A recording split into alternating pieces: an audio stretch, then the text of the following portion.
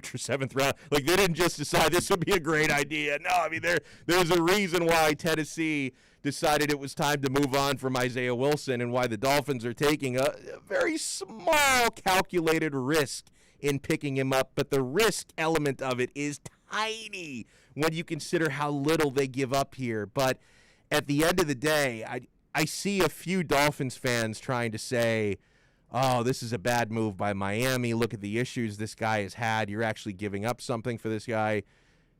Don't try and tell me the Dolphins lost this trade. It's asinine to say that. I mean, how can you say the side that acquired him lost the trade when the side that gave him up is giving up a former first-round pick from less than a year ago, a guy who barely played last year, so we still really have no idea how good he can be in the NFL, and they gave up a former first-round pick from 2020 essentially for a rental of a seventh-round pick because the Dolphins are giving them this year's seventh-round pick, but then next year in 2022, the Titans are giving a seventh-round pick back to the Dolphins. So really, if you look at it that way, the Dolphins are giving up nothing to acquire an offensive tackle who was taken 29th overall. And I have reason to believe, and we'll discuss it throughout the day, and we're going to discuss it with Alfredo Arteaga, who's going to join us at 3:30. But I believe there are serious reasons to believe this young man, Isaiah Wilson, and he is a young man, can turn a corner. Right? I don't think it's fair to necessarily say the mistakes and the maturity issues that he had last year in Tennessee are going to haunt him for the rest of his life. I think there are reasons to believe the Dolphins can kind of help his turnaround and you know, hopefully witness him become a much more responsible human being. 844-416-8123 is how you reach us on the text line. That's 844-416-8123. We are broadcasting live, as always, inside the beautiful Inter Miami Stadium here on OnSideRadio.com. I'm looking out at the Fort Lauderdale skyline, which is kissing the horizon off into the distance. Partly cloudy skies today. Inside the stadium, I see those beautiful pink, black, gray, and white seats that are calling my name. We're just over a month away from live football in this building as Major League Soccer will start their season on April 17th. So it's a wonderful, wonderful, wonderful world we are living in. When we come back, we're going to throw a few under the bus. Another episode of Terrible Take Tuesday is coming up on the other side of this break, so keep it locked in. Hey, Saturdays, sports fans have a place to talk sports and gambling when the J-Rod Experience takes over every afternoon. Tune in every Saturday from 2 to 4 p.m. as Jim Rodriguez provides you the sports investment information you need to have a little fun on the weekends. That's the J-Rod Experience, 2 to 4 p.m. only at OnSideRadio.com. We'll be right back to the Man of the Match with Alex Donno. You can join us on the Onside Sports Line, 888-441-4623. That's 888-441-4623. Listen to OnSideRadio.com anywhere by downloading the MyTuner Radio app in your app store. Or go to MyTunerRadio.com on your web browser. OnSideRadio.com. South Florida sports leader. Hello, Inter Miami CF fans. Download the Drink AR app and play inside a first-of-its-kind virtual soccer stadium, hosted by Bodega Trevento and Inter Miami CF, and celebrate your passion for soccer from the comfort of your own home. Find the download links on our Instagram account at Treventus and get our wines delivered straight to your home with a discount for all Inter Miami CF fans. Discover Trevento, a shared passion. Let's raise a cup to the first among us who put themselves last. To the risk takers, the mask makers, the heroes on the front line and online. To the ones keeping shelves full and keeping us hopeful. To those who don't stop and those making all the stops. To the ones who pick up, suit up, and never let us down. From all of us at Dunkin' to all the heroes keeping everyone running, we thank you. ADHD. It's the child who can't pay attention or sit still in school, right? The answer may be yes. Attention Deficit Hyperactivity Disorder, or ADHD, can be complicated and it can last a lifetime. Up to 75% of children and adolescents with ADHD have at least one additional mental disorder that requires a comprehensive approach to treatment. Learn more at moretoadhd.com. This message brought to you in partnership with ADA, ACO, and CHAD. Join the Inter Miami family in 2021 by becoming a 2021 season ticket member. Enjoy enhanced access benefits and pricing not available to general fans. Visit intermiamicf.com/tickets for more information. You're listening to OnsideRadio.com. Catch up anytime by downloading the MyTuner Radio app. OnsideRadio.com, South Florida's true hometown station. With Make-A-Wish, the impossible becomes possible.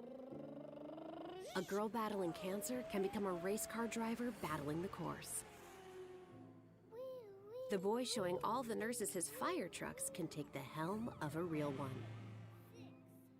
Wishes can give kids with critical illnesses the strength to keep fighting, get better, and grow up. Where there's a wish, there's a way. Wishes need you. Visit Make-A-Wish at wish.org.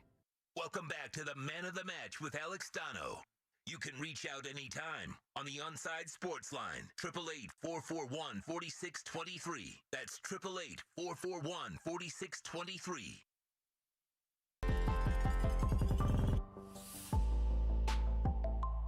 I'll be keeping an eye on 3 Champions League bets that I placed today for 2 games. So, I'm loving this. Juventus trailing Porto 1-0, and they're down 1-3 on aggregate.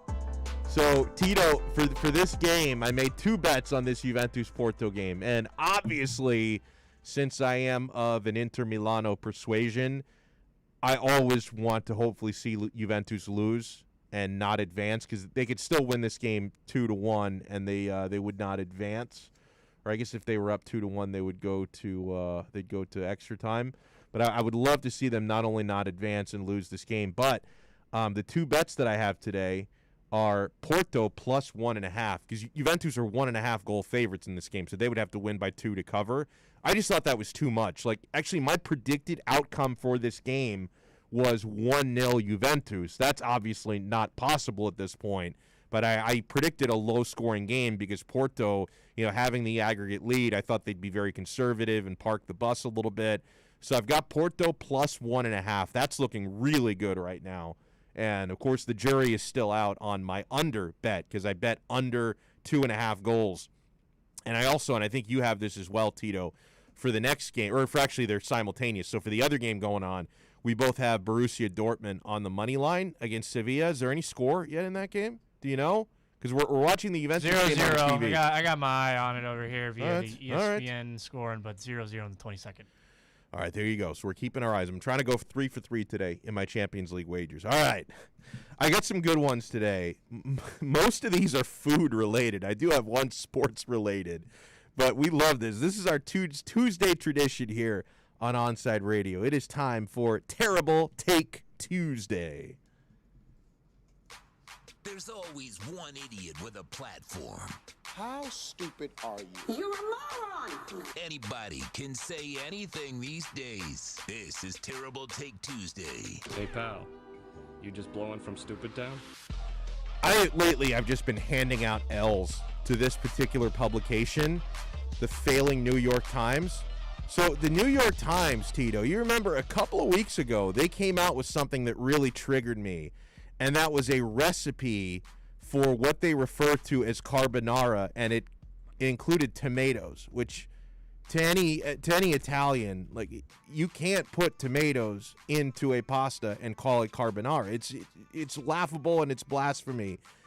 And the New York Times continues to just shell out awful food takes. So they wrote a column, and I recently, by the way, and I wasn't lying about this when I said it a couple weeks back, I was up until about 3 weeks ago when they released the carbonara blasphemy. I was an online subscriber to the New York Times because I used to find some of their work very interesting. A lot of people turned on the New York Times because of political stuff. I'm not triggered by anything political. I'm triggered by awful food takes. So I recently unsubscribed from the New York Times online edition. Here's their most recent column, Tito. Meat from animals has a limited shelf life. Environmental and animal welfare concerns are driving a revolution. Is the burger nearing extinction, they ask. So you've got some SJW soy boy writing for the New York Times trying to advocate for getting rid of beef, getting rid of hamburgers. We're going to replace all hamburgers with that plant-based crap that people try and force on me. Let me pick apart some of the lines in this stupid headline. Meat from animals has a limited shelf life. Hey, numbnuts, have you ever heard of freezers? Meat from animals has a limited shelf life. Environmental and animal welfare concerns are driving a revolution. Listen, I get it. Factory farming can be pretty messed up. There are a lot of cows out there, particularly in this country, that are not treated well. I wholly admit that. We need to be more like Europe and Asia. Like the cows in Western Europe are treated like kings. Like it is an honor to be slaughtered on the farms in Western Europe. They love it. They absolutely love it. The cows in Japan are literally massaged. Like, Tito, did you know how that's how they make the Kobe beef? Like you've got like people like they get spa treatments, these cows. Like they literally get massages over there. I did not know that. It's incredible. So listen, if this New York Times columnist, wants to advocate for better treatment of farm animals, I'm down with that, bro. A lot of the factory farms in this country are a little bit over the top with their cruelty to animals. If we're more like Europe and more like Asia, we can solve a lot of those problems. But don't try and tell me that, because meat from animals has a limited shelf life, we need to replace them with Impossible Burgers and Garden Burgers and all of that nonsense. Stop trying to force your crap on me. Bro, there's going to be a market for beef because it tastes delicious, right? You can try and turn a soybean into a hamburger and you can pretend you enjoy it because no one really enjoys it. You're all lying to yourselves. You can pretend you enjoy it. Don't try and force me to pretend I enjoy it. I am going to keep eating beef hamburgers because they taste freaking delicious. Stop it with the nonsense, okay? Believe it or not, that's only the second most offensive food tweet I've seen this week, Tito. This one takes the cake. Again, the ethical issue we have with Terrible Take Tuesday is we give a platform to people who probably don't deserve it, but it's the territory that we run into. It comes with the territory when you're airing out awful takes. This Twitter account that has gone viral over the last week, Possum Kratom 69, that is a great number. He's been triggering Italians and Italian Americans, and rightfully so. So he tweeted out March 3rd, Italians really stole noodles from China and tomatoes from Mexico and had the gall to make their whole personality being mad at everyone for cooking it wrong. No. And then he follows it up with this gem. If you dumped a bunch of salsa onto some lo mein, I bet it would be better than Italian food. All right, come on, man. Come on. This guy is getting ripped to shreds. Yeah, Jesus. Come on. Grow up. Oh, man. Lo mein is good, though. I think Marco Polo did steal it from China, but you know what? He made it better. He made it because I respect the Chinese noodle. But, Tito, have you ever said to yourself, like when you're eating like a perfectly cooked al dente spaghetti, have you ever said to yourself, Chinese lo mein would make this dish so much better? No. You've never said that to yourself. I've never said that. Like Chinese noodles serve a purpose, right? Lo mein is delicious. But I've never thought, I have like a nice pasta all'arrabbiata, or a matriciana or carbonara, and I've never thought to myself, this would be so much better if I had Chinese noodles in this, if I had lo mein in this instead of Italian pasta. Like it's a horrific take.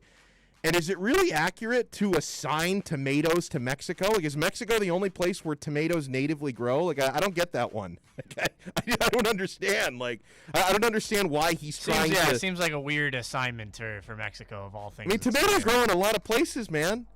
In fact, the San Marzano tomatoes from southern Italy are probably the best tasting ones in the world that I've had. I didn't realize tomatoes were a uniquely Mexican thing. So it's more just South America. Really? Yeah, that's what I just looked it up. Really? Yeah. So we stole them from not from Mexico, but from South America. We stole tomatoes. Tomatoes are native to South America. In fact, several species are still found and grown in the Andes. Ooh. Brought to Mexico, tomatoes were domesticated and cultivated there by 500 BC. Oh, I guess. So he's saying Mexico stole them from South America. Yeah. Then. All right. So it isn't. I'm not gonna continue to display my lack of geography knowledge here. I'm gonna go ahead and just shut my mouth. Do you know what continent Mexico is in? Is Mexico not in South America? It's not. Jesus. Mexico's actually in North America. What is wrong with me? I don't know. I would fail middle school right now. What has happened? This is like the perfect embodiment of like what Tito was in middle school, which is absorb the information, splurge it back out, or just absorb it, push it back out onto the paper, and get the hell out. That's literally what school was. And remember nothing. Yeah, and retain none of it. I was the same way. I can't do simple math. Like, I'm gonna feel so stupid when my son, like, he's still, he's gonna be smoking you, dude. Yeah, once he gets to the point where, like, when do they start long division? 4th grade, 5th grade? They're 3rd or 4th, yeah. Well, 3rd grade, I think, is when you just start learning multiplication tables. I can handle that. I'm pretty good with multiplication tables. Oh, I'm good there. By the time he hits long division, I'm out. Yeah, moving the decimal over. Oh my God. I got one more quick terrible take to add. This is a man who's provided a lot of terrible takes, but this is a terrible idea. So Fox Sports, they're paying Skip Bayless a ton of money. They recently agreed to a new contract with Skip Bayless, 4 years, $32 million. Like, he's making NFL player money to be one of the faces of Fox Sports 1. And they're trying to go full Greenberg with him, right? You know how ESPN puts Mike Greenberg on everything because they pay him very well? So, like, if we're paying this guy a ton of money, we got to put him on every show. That's what Fox Sports 1 is going to do now with Skip Bayless because he's so well paid. And a show that they're considering creating for him is Judge Skip, where he does a Judge Judy type of show, but instead of actually being a judge, he's just being a pretend judge, and they're doing sports debates. It sounds like one of the most ridiculous ideas ever. Like, so he's going to be a judge presiding over sports. Like, how is that any different from all the other sports debate shows? But they're going to put a robe on him and a gavel, and they're going to call it Judge Skip. Like, it sounds like one of the most dreadful ideas ever. Here's not a dreadful idea. We're going to talk some Miami Dolphins and some NFL with Alfredo Arteaga from 5 Reasons Sports, the 3 yards per carry podcast, which is really excellent. I recommend every Dolphin fan listen to it. And, hey, the Dolphins made some news yesterday. They acquire Isaiah Wilson, the offensive tackle, former first-round pick from the Tennessee Titans. We'll have Alfredo rate the move and what this might mean for whether or not the Dolphins will have any desire to draft Penei Alavadka-Sewell come draft day. So we'll talk with Alfredo about that. Hey, Sundays, OnSideRadio.com continues to provide you the kind of sports talk South Florida fans desire. Every Sunday at 7 a.m., tune in to the Sunday Sports Drop with Jazz Santana. Catch Jazz every week as he takes your calls and discusses the biggest stories in sports. That's the Sunday Sports Drop, 7 to 9 a.m., exclusively at OnSideRadio.com. Onside Radio, the only choice for the South Florida sports fan.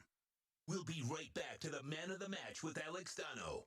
You can join us on the Onside Sports Line, 888-441-4623. That's 888-441-4623. Listen to every Inter-Miami CF match on your home for La Rosa Negra, OnSideRadio.com. Catch us every day on the MyTuner Radio app.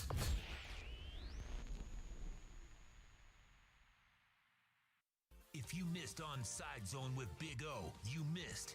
Wasn't there another boy band like 98 Degrees or 99 American Degrees? pop and R&B vocal group consisting of 4 vocalists. It is Jeff Timmons, brothers Nick and Drew Lachey, and Justin. Yeah, Nick Lachey, that's right. Nick Lachey. So it was 98 Degrees, right? There you go. How about that? Did you know I was the boy band expert, by the way? Onside Zone with a Big O from 12 noon to 3 p.m. every weekday on OnSideRadio.com. Join the Inter-Miami family in 2021 by becoming a 2021 season ticket member. Enjoy enhanced access benefits and pricing not available to general fans. Visit intermiamicf.com/tickets for more information. Parents, we know we can't protect our kids from everything. Eventually, they're going to bump their heads or scrape their knees. But we can protect them from 6 types of cancer. HPV, or human papillomavirus, is a common preventable virus that can cause cancer later in life. The HPV vaccine prevents human papillomavirus and all the cancers it can cause. The American Cancer Society recommends getting your sons and daughters the HPV vaccine starting at age 9 to protect them later in life. He has an overbite that makes him look like a cartoon character, a slightly crooked eye, and an uncommonly wrinkly neck. In the right light, he can look a little like a garden gnome, and he'll wear a bow tie just because. Sure, you might call him a little quirky, but that's exactly what makes him so perfect. Tuna is a 3-year-old Chihuahua Dachshund mix with more than 700,000 followers on Instagram, and it all started because he was adopted. You can't buy a best friend like Tuna, but you can adopt one. Help us save them all at bestfriends.org. Keeping you informed in the world of sports.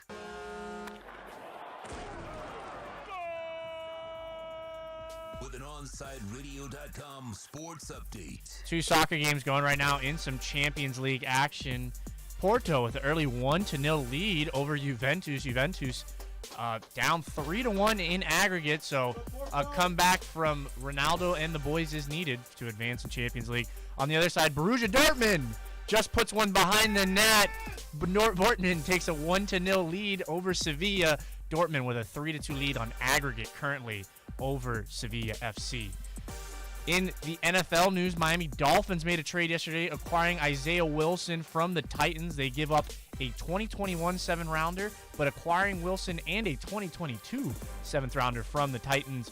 Wilson only played 4 snaps in 2020, did have some off-the-field issues, including a DUI. Staying in the NFL, Cowboys finally come to a deal with Dak Prescott, 4 years, $160 million, a record-setting signing bonus for $66 million, a record $75 million due in the first year of his contract. Dak is coming off a shortened season where he broke his ankle and his butt was on pace for 4,000 passing yards.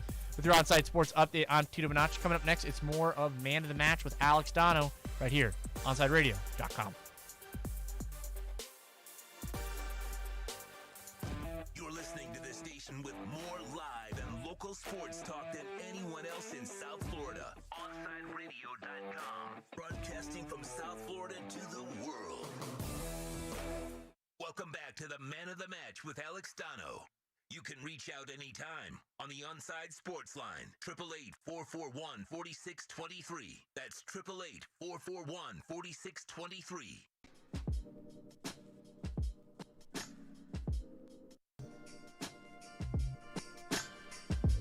I just love how 3 summers ago, Juventus signed Cristiano Ronaldo so they can win Champions League, and every year since they've gotten worse each year in Champions League. It's the greatest thing ever. We got to talk some Dolphins, though. Bring on our very good pal, Alfredo Arteaga. Does an awesome job on 3 yards per carry. Great podcast. I recommend every Dolphin fan listen to it on the 5 Reasons Sports Network. Alf, good afternoon, sir. How are you? Doing great. It's great to very short and to the point. it's great to have you. You wanted a monologue? I don't know. I wanted you to tell me about your day. I don't know what I wanted there. But you know what? That was a good response because it gets us right down to business. I want to lead off with this because if I don't, Tito might get very mad at me. So with this Isaiah Wilson trade, in your mind, is there now any shot the Dolphins could make this deal and draft Penei Sewell come April, or does this basically say bye-bye Penei? I hate to disappoint Tito, but I think this has absolutely nothing to do with what they're going to do at number 3. Well, why do you say that? This is essentially a scratch-off ticket. Isaiah Wilson, when he was drafted, a lot of us, and especially on our show, we thought, wow, that's a reach. We kind of liked him as a player, but we didn't think of him as a first-round talent. He was obviously maybe a top 100 talent, maybe a second-round pick, maybe a high third-round pick, but we didn't see him as the Titans did. So after a year where he's on the COVID list twice, had injuries and he was overweight in training camp, then only played 4 snaps, he was, I guess you could say, not as highly motivated as you would like an NFL player to be. I think the Titans just made him available to the Dolphins and essentially told the Dolphins, look, if you guys don't mind being on the hook for $4 million, here, have our first-round pick from last year, but we just won out from under. And I think this is just a scratch-off ticket. It's either going to really work out or it's going to cost Stephen Ross $4 million for nothing. I mean, my hope would be, Alfredo, that, just reading today about some of the connections, how Brian Flores went to the same high school, so I'm sure Flo did his due diligence, on Wilson, and from everything that I've heard, he didn't seem to have any issues prior to getting to the NFL. Like there weren't any issues documented while he was at Georgia or in high school or anything like that. So I would hope a couple of things, like the connection with Flo could kind of aid his transformation here. And I think a lot of times don't undervalue the change of scenery, right? Because he clearly, the way things went so wrong in Tennessee last year, I'm hoping that was a wake-up call for him. So what do you think would be the upside here, Alfredo, that if Isaiah Wilson is able to improve and start taking football and life a little bit more seriously, what kind of a player could the Dolphins be getting here? Well, the upside here is that he's a talent very similar in the vein of a Robert Hunt, who they already have on the team.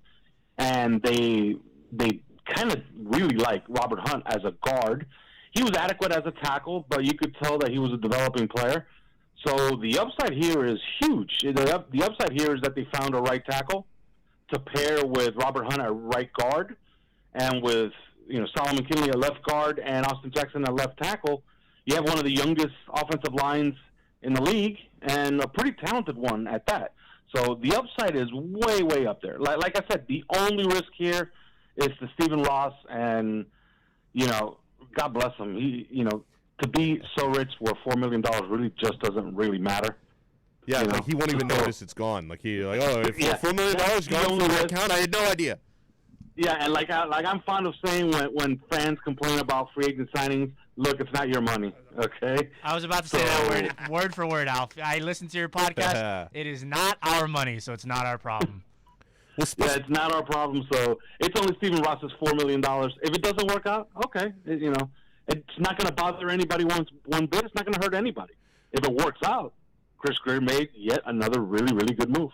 Speaking of it's not your money, your take on Dak Prescott. Now, record signing bonus, $66 million, getting paid big money. Jerry Jones finally cut the check. Now, in a vacuum, Alf, I don't have any problem with this move because I believe that, the quarterback position, this is the going market. He's a top 10 quarterback, arguably, maybe a top 8 quarterback. But I would say, though, that if Jerry Jones had gotten an extension done 2 years ago instead of this year, he could have gotten a hell of a discount. So what do you make of that and Dak finally getting his money? You're absolutely right. But I think that the problem back then was the stubbornness of Jerry Jones wanting a long-term deal, wanting 5 years, and Dak Prescott insisting on wanting to get to free agency in 4 years. Now, obviously, I think it's a good deal in one sense. I was told as late as early of last week that the Cowboys were preparing to blow up a lot of their roster just so they could give Dak the 1 year tender on the franchise tag. Now, I don't know how this new contract works because they're paying him somewhere upwards of $75 million in the first year.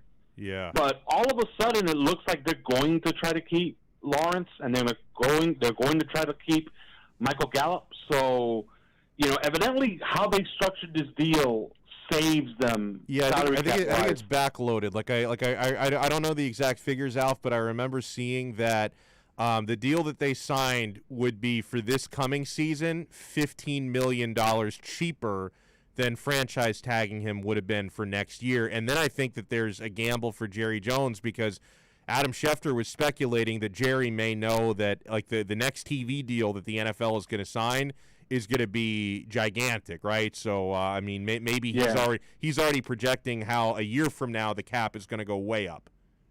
Yeah, on the 30 Yards Per Carry podcast last week, we did a segment on which players would we want to vulture from the Dallas Cowboys, and at the top of the list was one very expensive player in DeMarcus Lawrence and another developing player in Michael Gallup, and it seems like they're going to keep both. So in that respect, it's a good deal. As far as the quarterback, I like Dak Prescott. I've always liked Dak Prescott.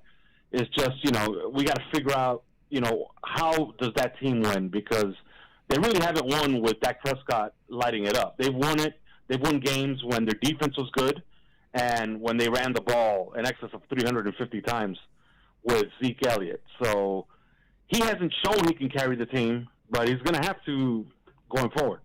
Joined here by Alfredo Arteaga from the 3 Yards Per Carry podcast on the 5 Reasons Sports Network. We saw that Allen Robinson has been franchise tagged by the Chicago Bears. Is that a guy you would have potentially liked in free agency had he become available?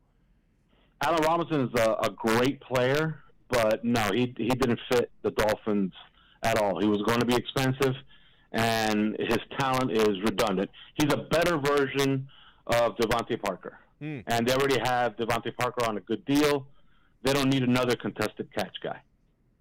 Fair enough. Did you read anything into, because I don't think I talked to you about it the last time we spoke. It may have broken after that, but the whole thing with Jalen Waddle on TV and Devontae Smith reportedly behind the scenes, not hesitating to say that they like Mac Jones over Tua as their quarterback. How much do you read into something like that? Because it seems pretty split among the Dolphins fan base. A lot of people saying, "Hey, I'm not worried about it because because Mac Jones they want to make his draft stock go up, or it means nothing." Do you think it means anything? Yeah, I don't think it means anything. I think that's more of what you just said right there. It's trying to goose up Mac Jones. He's the guy who has to get drafted. He's the guy who has to improve his draft position. He wants to be in the first round. It's a pretty big difference from the first round to the second round. You get the extra year, and as a developing quarterback, you kind of want that extra year. So yeah, I don't really make too much of it. I saw when Twitter was blowing up with those quotes, I found it just took me a quick Google search and I found quotes from Henry Ruggs and Jerry Jeudy. So yeah, good point. So so it's a normal thing to try to gas up the quarterback that you're going into the draft with. Who is and this is definitely not a Dolphins related question because I don't think the Dolphins are going to be drafting a quarterback in the first round, but who do you have as number 2 behind Trevor Lawrence? Because I've been asking a lot of NFL-related guests this question lately, and even though kind of the media consensus has, over the last 6 weeks or so, it's really become Zach Wilson as the number 2 guy behind. There's even a couple of idiots who try to say Trevor Lawrence is not the number 1 guy, but the consensus kind of has become Zach Wilson at number 2, and yet a couple of my prominent guests recently have said they actually still like Justin Fields. Now, it's hard for me to really have an opinion on it, Alf, because admittedly I watched a lot more Justin Fields at Ohio State than I did Zach Wilson at BYU. So what do you think? Do you have an opinion on the two of those guys? Yeah, it's Zach Wilson, but I kind of really like, past those top 2, I kind of really like Trey Lance of North Dakota State. He has that profile, and he has the look of a guy that I really liked last year in last year's draft in Jordan Love. He's a guy, who could develop into something down the road. I understand the comparisons to Carson Wentz because small school, actually the same school. Yeah. And, the dimensions, the arm strength, the athleticism, they're very, very similar players. But I'm not as big a Justin Fields fan as most people are. I think he's a developing guy as well. I don't think he's a guy that just comes in day one and pans out. I think he's going to have to sit a little bit and learn the game. Fair enough. Good stuff here as always from Alfredo Arteaga. Does a great job on 3 yards per carry on the 5 Reasons Sports Network. Alf, thank you so much for the time, my friend, and have a great week. Thank you for having me. Love it. Alf_Arteaga on Twitter. Really good stuff.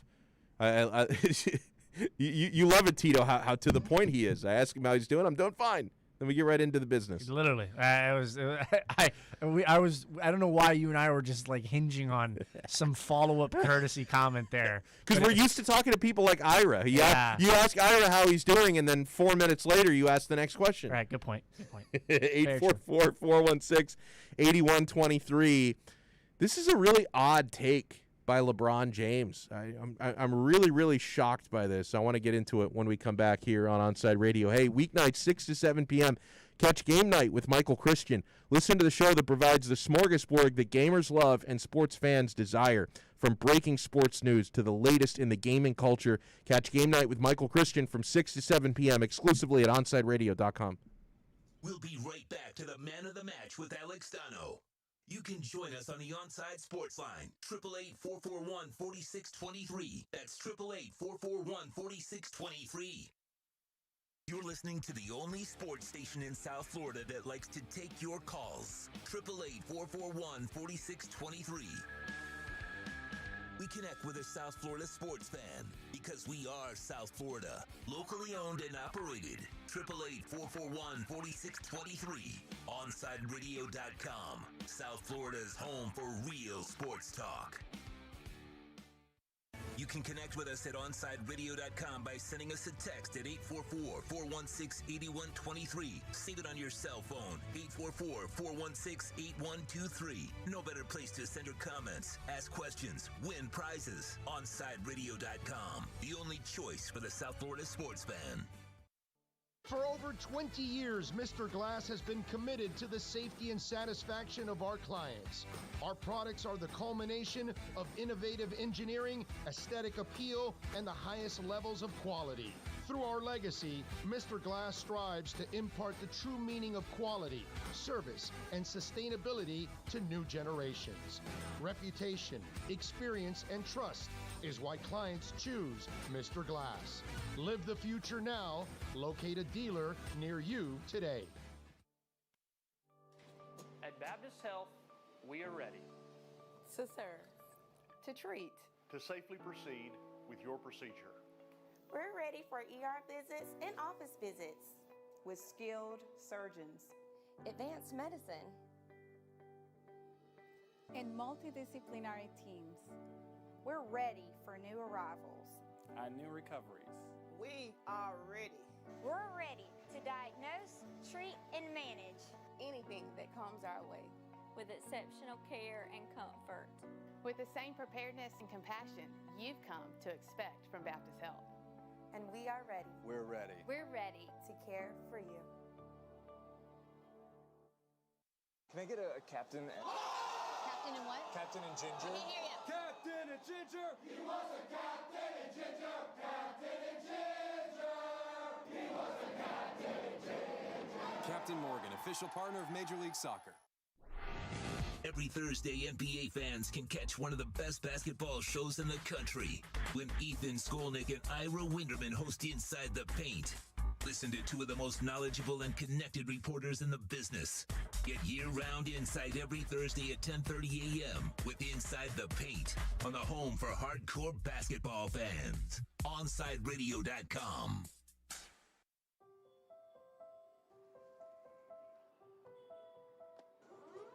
We live in challenging times, and we understand you have questions about how you're going to take care of your family and yourself.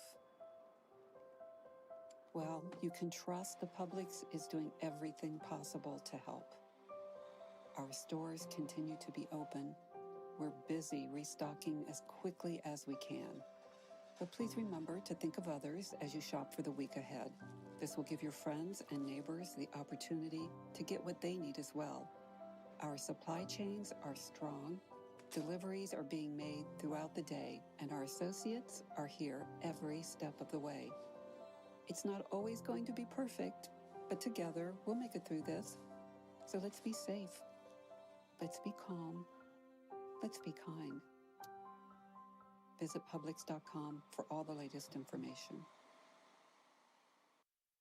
You're listening to the station with more live and local sports talk than anyone else in South Florida. OnSideRadio.com. Broadcasting from South Florida to the world. Big news, Miami fans! Body Armor is proud to be the new official sports drink of Major League Soccer and Inter Miami CF. It doesn't matter if you're a player or a fan, Body Armor sports drink will hydrate you with potassium-packed electrolytes, antioxidants, and no artificial sweeteners, flavors, or dyes. Whether you're at home or in the starting lineup, Body Armor sports drink will hydrate you from kickoff to the final whistle. Body Armor, now the official sports drink of Inter Miami CF, available at your local Publix. You're listening to the only sports station in South Florida that likes to take your calls. 888-441-4623. We connect with a South Florida sports fan because because we are South Florida. Locally owned and operated. 888-441-4623.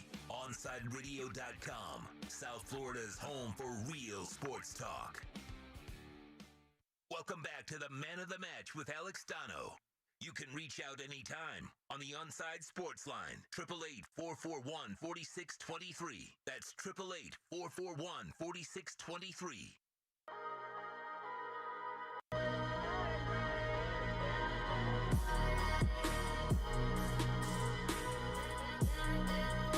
And everything is too perfect here at halftime for me of the two Champions League games.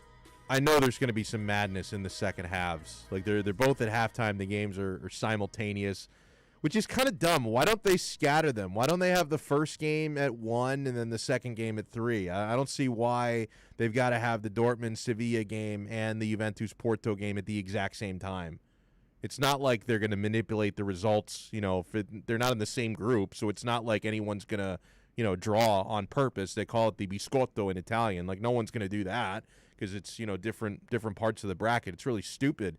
But I've got my 3 bets today on Champions League. I have Porto plus 1.5, and they've got a 1-0 lead, so that one's looking really good. I've got under 2.5 goals for the Porto-Juventus game, so as long as there are less than 3 goals scored in regulation, I win the bet. That's obviously it's on track, at least here at halftime.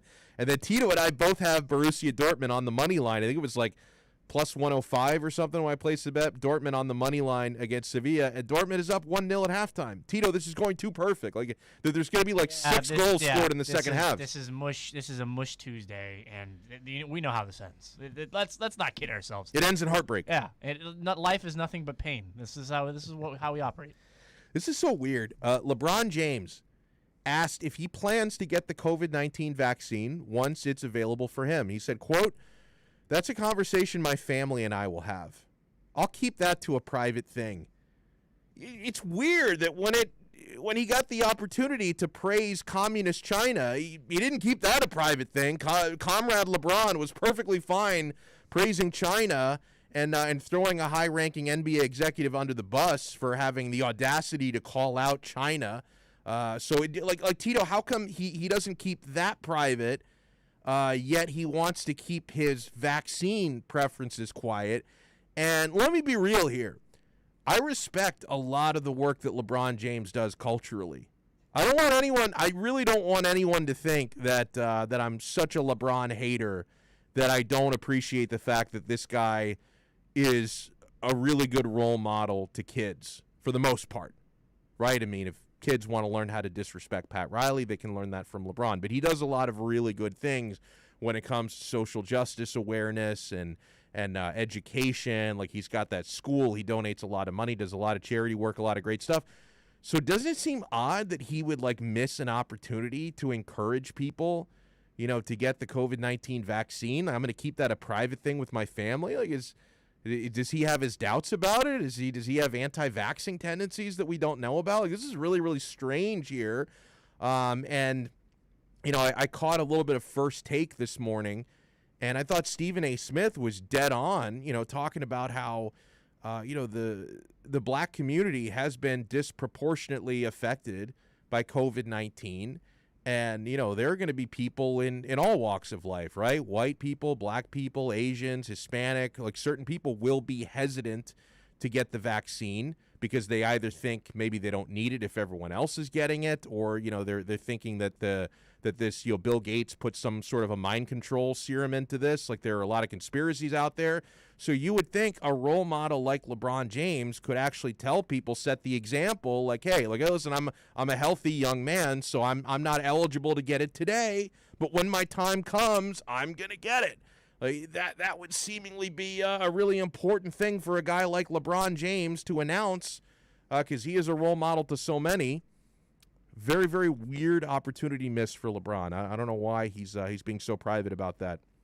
We'll talk more about Wilson. Isaiah Walker, I think, is a Canes player. Isaiah Wilson, the offensive tackle to the Miami Dolphins. We'll talk about that next year when we kick off the 4 o'clock hour. Hey, Onside Radio enters Kai's Corner with Kai Chen Chisholm every day from 10 a.m. to noon. Join Kai as he discusses the biggest stories in South Florida sports. Tune in every day, 10 a.m. to noon, for Kai's Corner on the home for South Florida Sports Talk, OnsideRadio.com. We'll be right back to the Man of the Match with Alex Donno. You can join us on the Onside Sports Line, 888-441-4623. That's 888-441-4623. You're listening to the home of Inter Miami CF. His strike is a decent one. It's fired into the top right corner. Gonzalo Higuain opens his account for Inter Miami. OnsideRadio.com, where the passion for La Rosa Negra runs deep. You're listening to OnsideRadio.com. Catch up anytime by downloading the MyTuner Radio app. OnsideRadio.com, South Florida's true hometown station. You're listening to this station with more live and local sports talk than anyone else in South Florida. OnsideRadio.com, broadcasting from South Florida to the world. Welcome back to the Man of the Match with Alex Donno. It's all yours. Just keep it right here. You can reach out anytime on the Onside Sports Line, 888-441-4623. That's 888-441-4623. Yeah, 4 o'clock hour of Man of the Match with Alex Donno. I'm Alex Donno, and I'm with you until 6 o'clock here on Onside Radio. We're about to welcome in Alex Aguirre as Tito Benach makes way. He rides off into the sunset at 4 o'clock. Alex is going to take over with me for the next 2 hours. We take you up until Michael Christian hosts Game Night, 6 to 7 p.m. every evening here on OnsideRadio.com.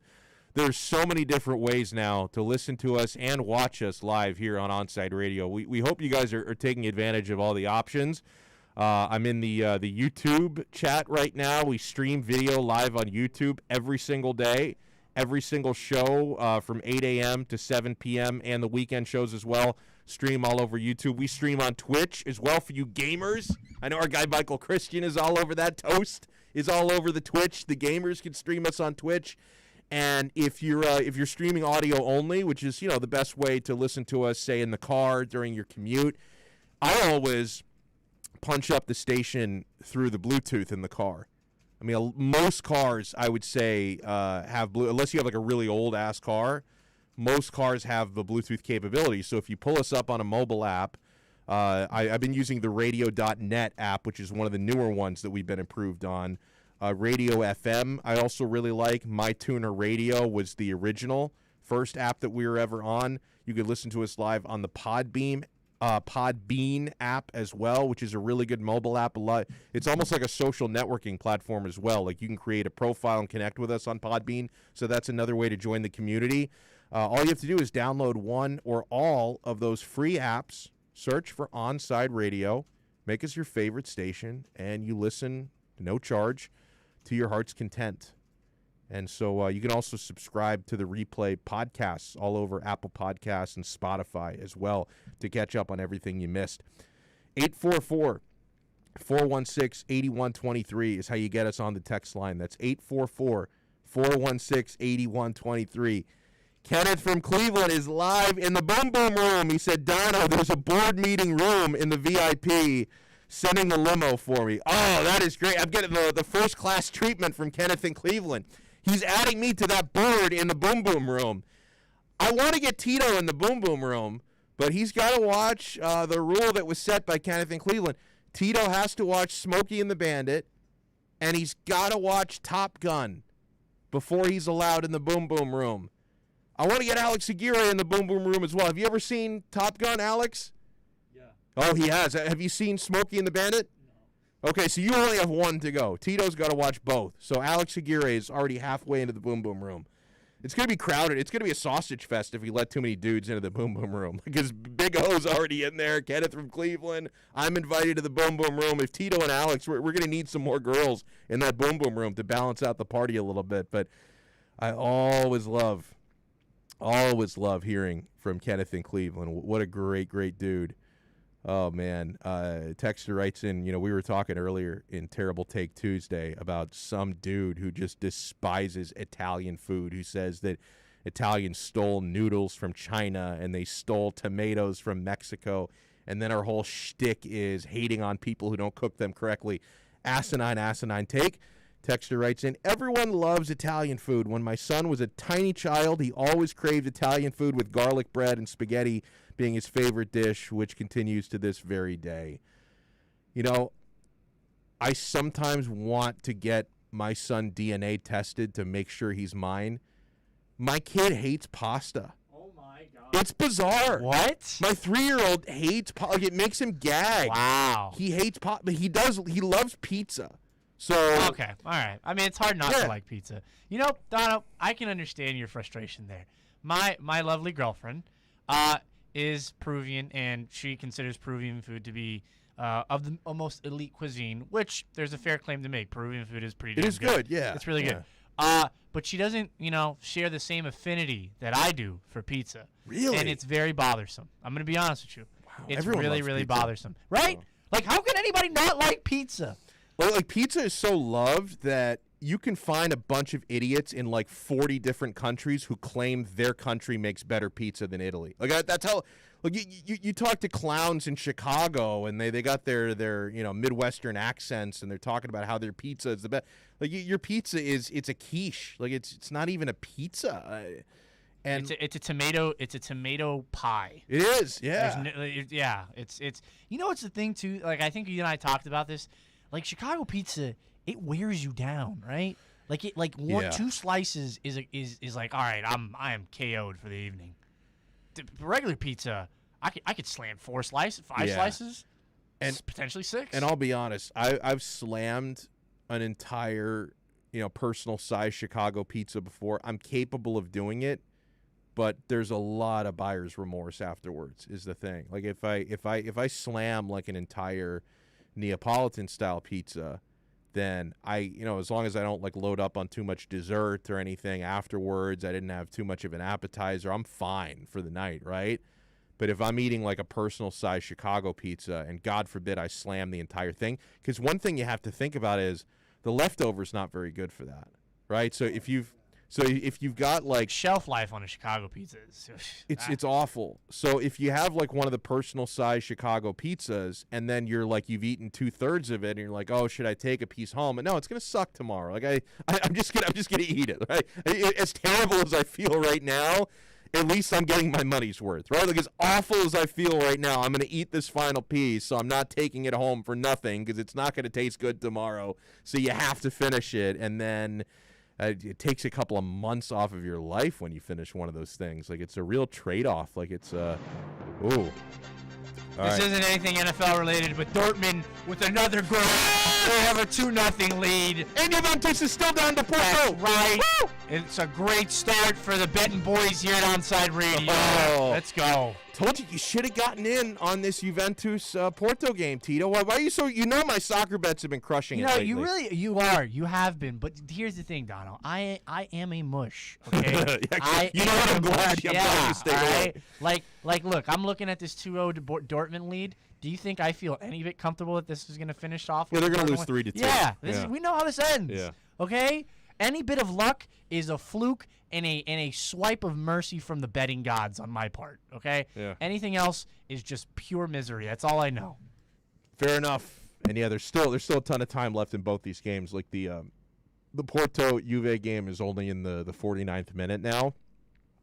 Porto is up 3-1 on aggregate. I just love it. And Juventus is down 1-0 in this game. They need to score 2 goals, and then that would send it to extra time, because then the aggregate would be 3-3. Both teams would have an away goal. So they need it. Oh, God damn it! Did they just score? Oh, Federico Chiesa. That kid's been good. He's been really good. All right, so it's 1-1. Now, Juventus did just get a goal. So here's my my situation. I'm looking really good still on Porto plus 1.5, unless Juve score 2 more goals in regulation. I thought Cristiano might have been offsides there. Can we get the VAR to intervene here? Made a good run. He might have made the run from an onside position. But I would love to see the super slow-mo. Because, again, they just showed the replay, and they picked it up too late. Like, the replay picked it up, so he was already way ahead of the defender. I just don't know where he started the run. If there is a God, he's checking the VAR right now. Jesus, we need you. take the wheel. Could this be offsides? Thing is, I couldn't see a good replay because when they showed the camera angle that they showed, like he was already, but they're looking at it. Like he looks a little concerned. A little He looks a little concerned. Yeah. Oh, there's trouble in Paris. They counted it. There you go. Now he's fist bumping. And like I said, Donno, the world is misery and there's nothing else. They haven't showed the money replay though. I feel like UEFA's hiding this from us. Porto still leads on aggregate, right? They do, but I also I need this basically to end 1-1, and then I get my cake and eat it too. Because if it ends 1-1, then I win the under, and I win my bet because I bet Porto plus 1.5, so they just can't lose by 2 goals, right? So it's this is what we're looking at here. 844-416-8123. That's 844-416-8123.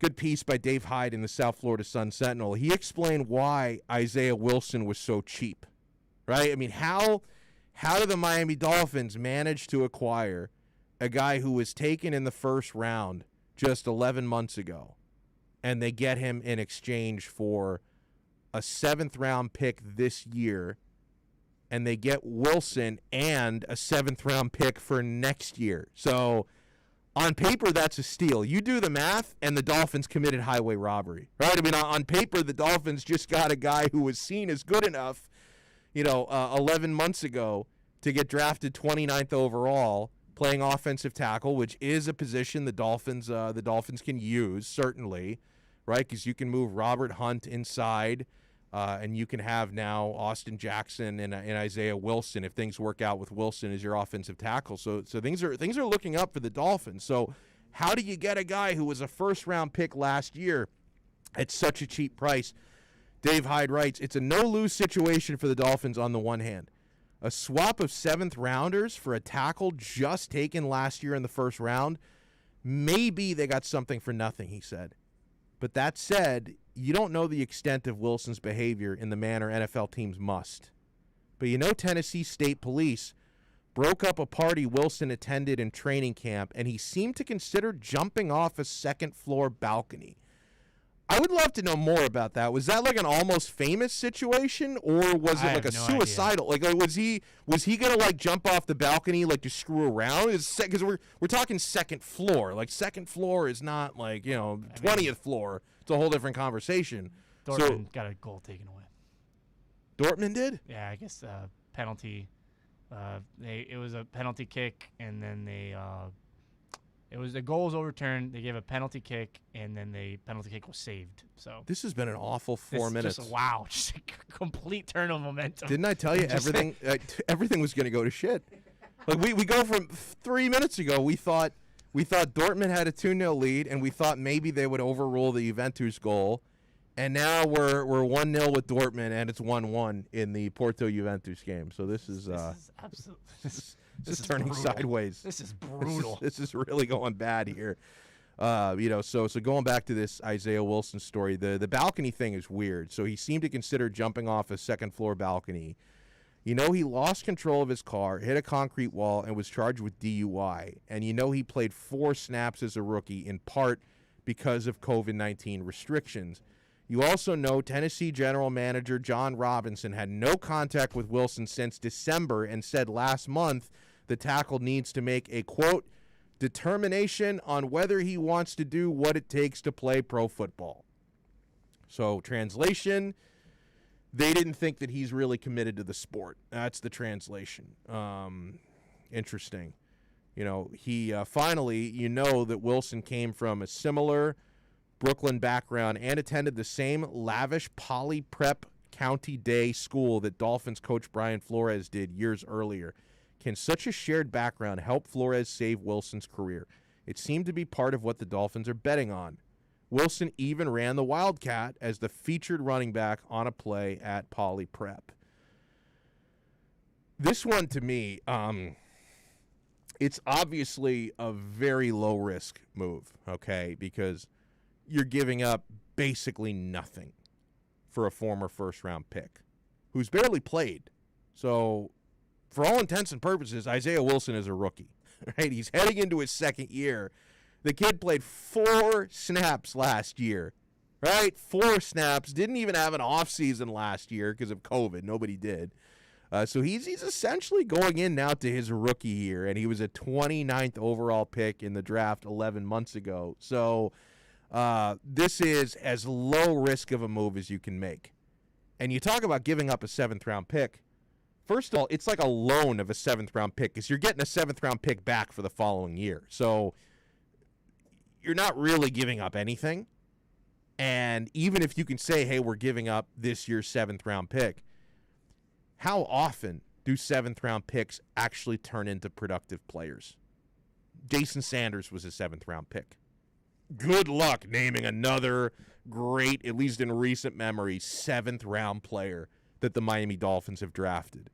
Wouldn't you rather turn your 7th-round pick into a guy who maybe is troubled, right, has had issues off the field, I get it, but was good enough to be a first-round talent last year?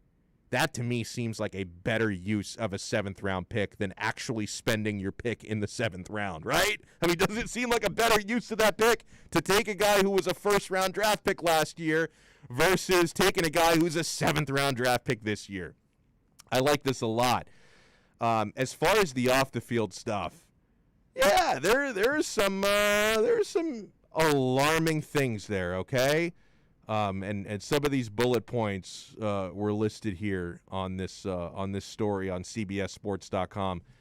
An August appearance at a Tennessee State University party amid the ongoing COVID-19 pandemic and the Titans in training camp. The police report read that Wilson was attempting to jump off the second-story balcony upon police arrival. Next one. A September auto accident that had him arrested for DUI after wrecking his car. Oh, another goal? Oh, no, it's the replay. Thank goodness. After wrecking his car while doing donuts in downtown Nashville. An October automobile accident that totaled his vehicle. A December suspension by the Titans for a, quote, violation of team rules. A New Year's Eve party on a yacht while his teammates prepared for a, quote, unquote, win-or-go-home matchup in Week 17.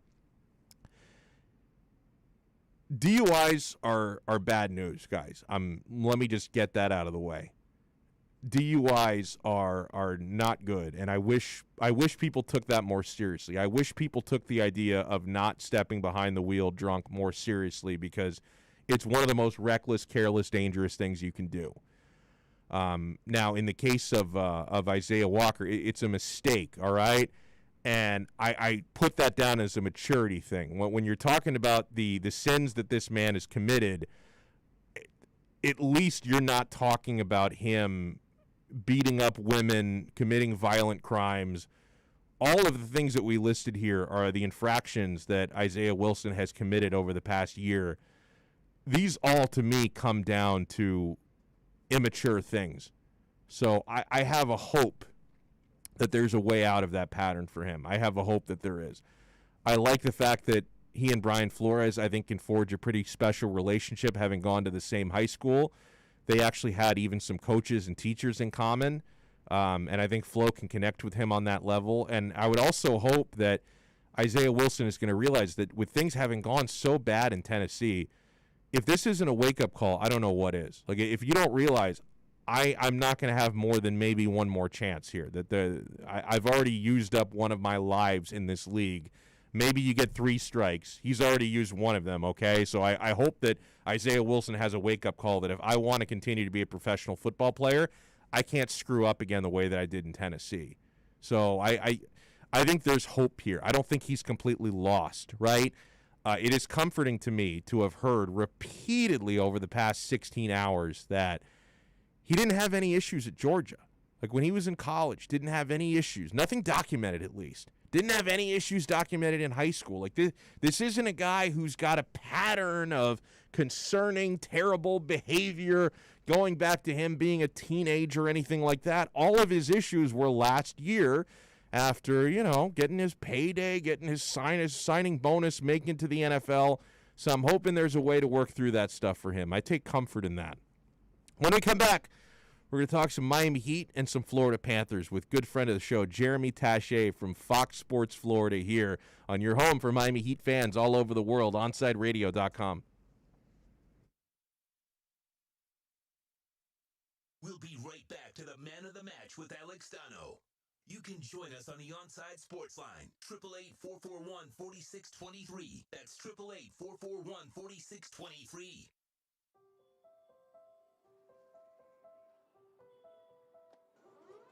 We live in challenging times, and we understand you have questions about how you're going to take care of your family and yourself. Well, you can trust the Publix is doing everything possible to help. Our stores continue to be open. We're busy restocking as quickly as we can. But please remember to think of others as you shop for the week ahead. This will give your friends and neighbors the opportunity to get what they need as well. Our supply chains are strong. Deliveries are being made throughout the day, and our associates are here every step of the way. It's not always going to be perfect, but together we'll make it through this. So let's be safe. Let's be calm.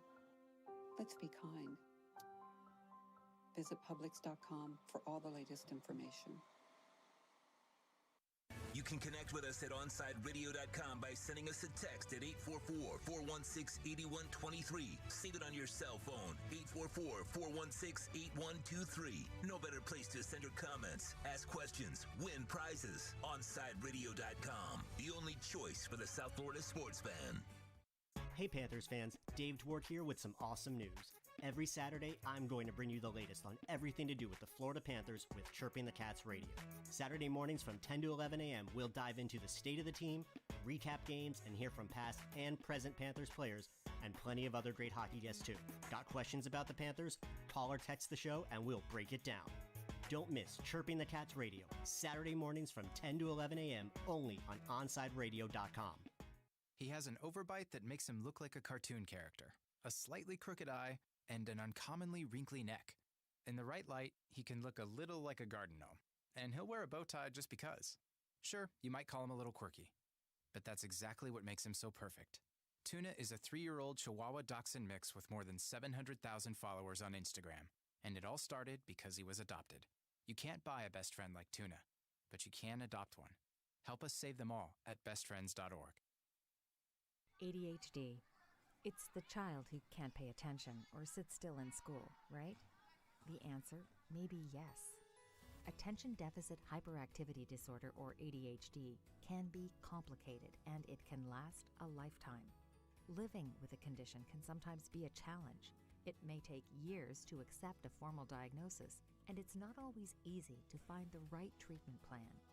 Did you know that up to 75% of children and adolescents with ADHD have at least one additional mental health condition that also requires a comprehensive approach to treatment?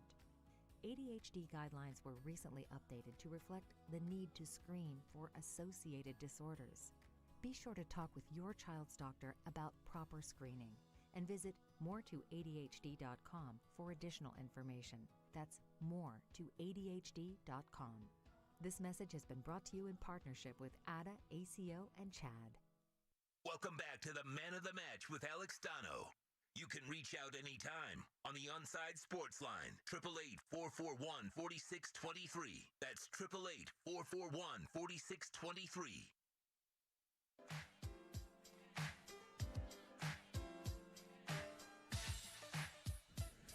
And we always love talking some Miami Heat and some Florida Panthers with our good pal Jeremy Taché from Fox Sports Florida. And Jeremy, I love the Breakfast at Jeremy's recap videos that you do. It looks like you have a lot of fun doing those. Was that your idea, or is there somebody else to credit for those? Thanks, man. Actually, yeah, it was my idea. Nice. Which is, shows how supportive the whole production staff has been with Fox Sports Florida so far. Everybody's been so encouraging, and yeah, we kind of had one of our early meetings about what could be, some sort of new content we could put together. I pitched this idea, and they told me to run with it. So it's been really fun, and I appreciate you saying that. That's very kind. Yeah, I mean, it looks like you have fun doing that, and that's why. Like, I definitely do. I think it's one of those things, like when you see people producing content and like they're having fun, then I'm having fun watching it. Now, there's something not so fun today, unfortunately, to talk about with the Miami Heat. And Jeremy, I always hate when news like this breaks, like to see a human being at their worst. worst, like captured on camera and on audio in this case. But for those who haven't seen it or heard about it, Myers Leonard, it was revealed this footage from a video game stream he was doing playing Call of Duty Online,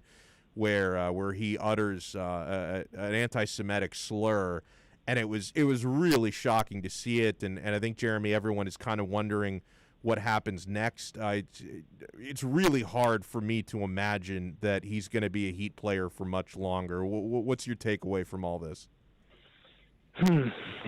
It's really tough. So I am a Jewish person. So seeing someone that you do assume is a good guy, and from everything that you know is a good person, say something that is so sort of drenched in sort of hate speech, that's a slur against your people, is not something that you like seeing on a, what day is it? I have no idea what day it is. I was Tuesday. Gonna say Wednesday afternoon. Yeah, Tuesday. It's Tuesday.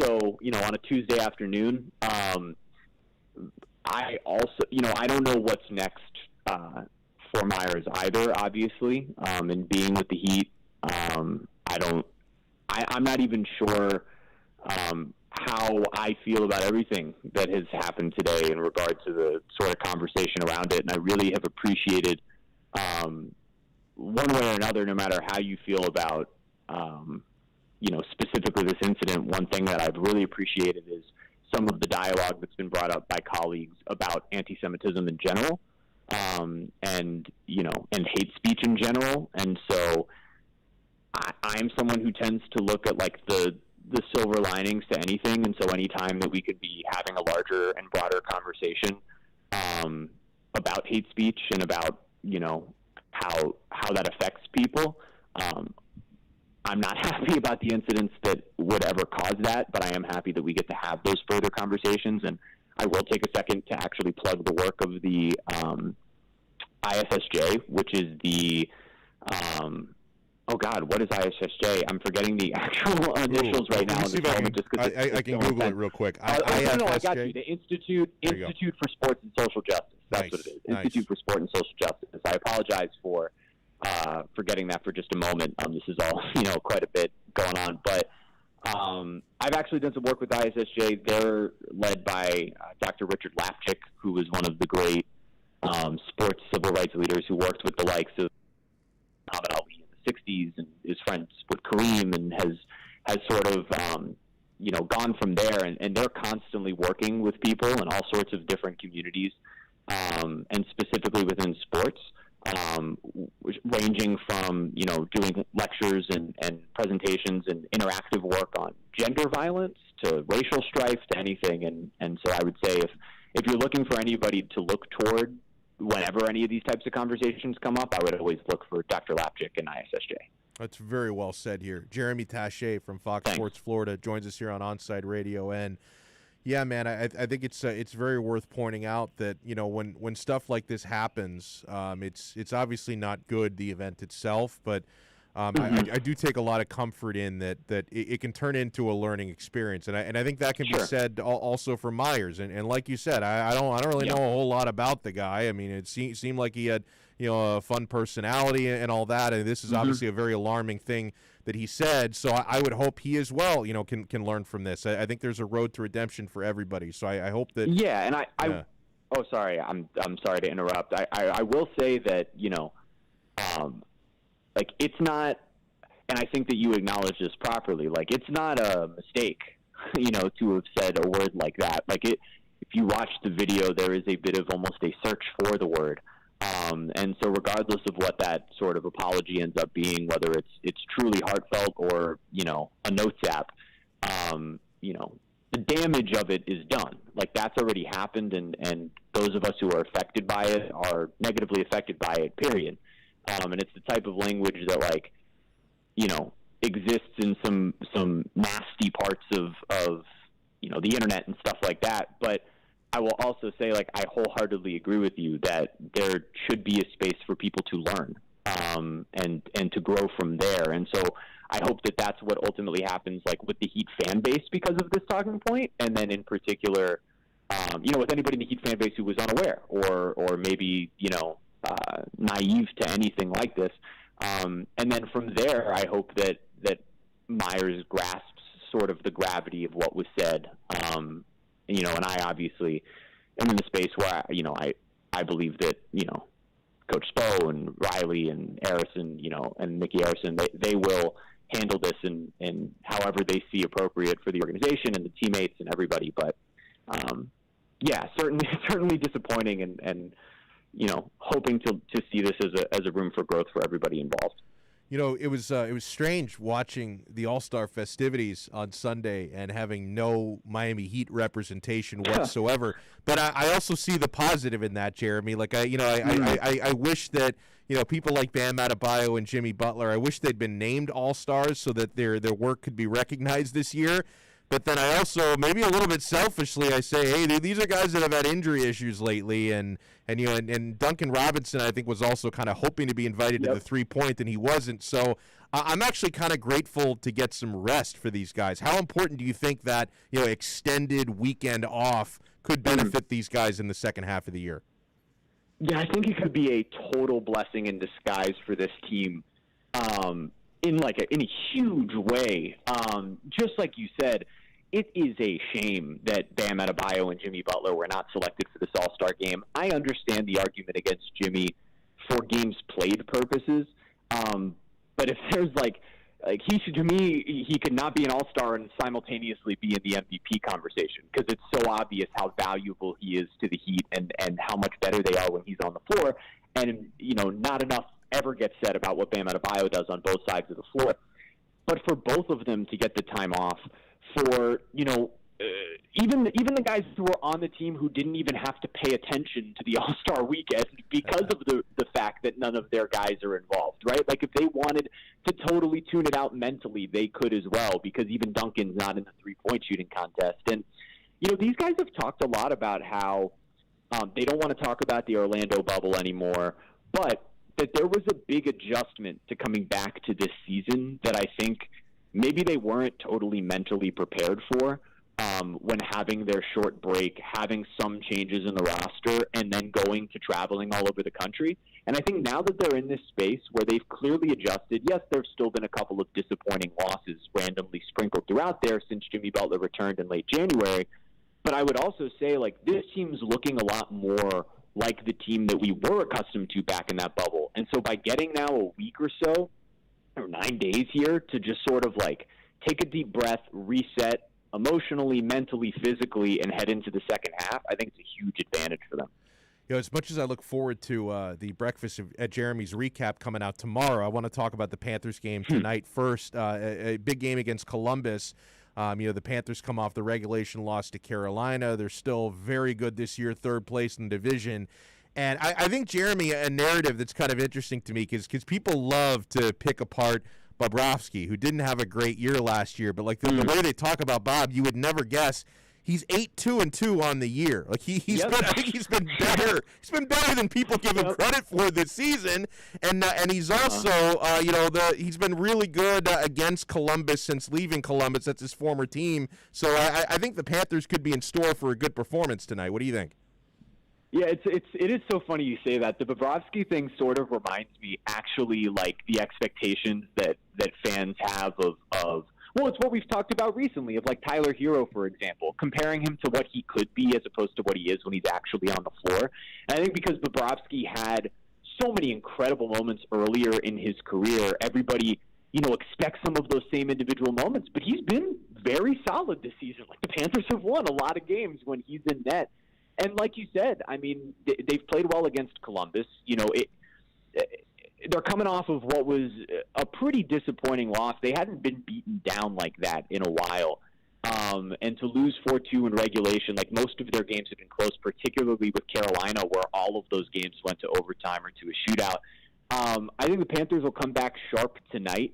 And really, what was so strange about their last game is they lacked so significantly in shots on goal, and that's something that Coach Q has emphasized since the day he took over here in Florida. Is we're going to shoot the puck a lot, So I would expect to see a huge number, like over the average for Panthers in terms of shots on goal tonight, and hopefully they'll come away with a victory.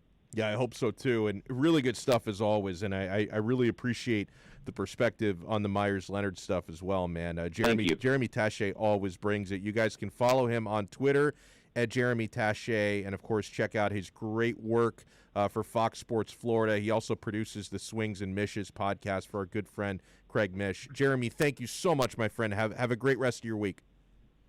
Thanks, Alex. I really appreciate you giving me the platform to talk about it. Absolutely, man, and that was really good. It's always and guys, as I mentioned at the top of the show, when stuff like the Myers-Leonard story happens, at any time, whether it was Hulk Hogan years ago, on tape saying racial slurs, Riley Cooper, saying racial slurs caught on tape, like. This is always stuff I hate talking about it because these are not stories that unite people, right? When you talk about sports radio being like an escape, we love talking about fun things. But when things like this happen, it's too important not to talk about. But I'm not one of those people who loves outrage porn, right? Like, I just love bashing everybody for, I'm going to single out guys for saying terrible things. But unfortunately, when something like this Myers-Leonard story happens, it has to be talked about. It's irresponsible for us not to, and it would be irresponsible for me not to wonder, if his Miami Heat career is going to come to an end from this. And, being able to get the perspective from Jeremy Taché, a Jewish American, I think it's really important, to be able to hear people out and to kind of make this conversation go a little bit deeper. So that was really, really good stuff there from Jeremy. Man, Porto are in trouble. So Juventus got the go-ahead goal. They're up 2-1, and Porto had a guy sent off. I missed the red card. So I'm not saying, I'm outraged by it. I don't know if it was a rightful sending off. I really have no clue because I missed the actual foul that led to the red. But Porto are holding on for dear life because they've got to get another goal to go through, right? And they're down a man. If they hold on in regulation, there's about 15 minutes left in regulation. They're going to have to go to extra time because it's 3-3 on aggregate. Both teams have one away goal. So they're going to have to find a winner in 10 men or a winner in penalty kicks, I guess. That's their only chance here. They can't just sit back and crowd the box and park the bus. They're actually going to have to do something attacking-wise, which I see they're trying to do. But down a man, it's really tough. It's essentially become a shooting gallery for Juventus. The bad news is I lost my over. The over is done. Or I lost my under, I should say. The under is done. I had under 2.5 goals. That has already been shot out of the water here. I do have Porto plus 1.5. So if they can hold on for the final 14 minutes of regulation, I win that one.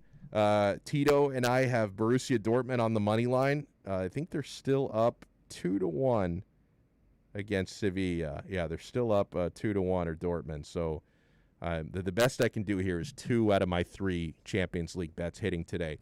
844-416-8123 is the number. That's 844-416-8123. This is a pretty incredible stat on Dak Prescott, who got paid last night, man. $66 million signing bonus record. This is a really interesting stat on Dak compared to the other quarterbacks drafted in his class. We'll get to that and more on the other side. You're listening to Onside Radio. Hey, Miami Dolphins fans can always count on the best coverage at OnsideRadio.com because every week you can keep up with your favorite team as Dolphins writer Omar Kelly joins us with exclusive reports and when news breaks. So catch the EJDConstruction.com Miami Dolphins report on the home for Dolphins fans everywhere, OnsideRadio.com. Man of the match with Alex Donno. You can join us on the Onside Sports Line, 888-441-4623. That's 888-441-4623. You can connect with us at OnsideRadio.com by sending us a text at 844-416-8123. Save it on your cell phone, 844-416-8123. No better place to send your comments, ask questions, win prizes. OnsideRadio.com, the only choice for the South Florida sports fan. There are those who dedicate themselves to a sense of honor, to a life of courage, and a commitment to something greater than themselves. They have always defended this nation and each other. They still do. The few, the proud, the Marines. Enter Miami CF, your official furniture and mattress store, is here. City Furniture is your #1 home source for the trends you want at the prices you'll love.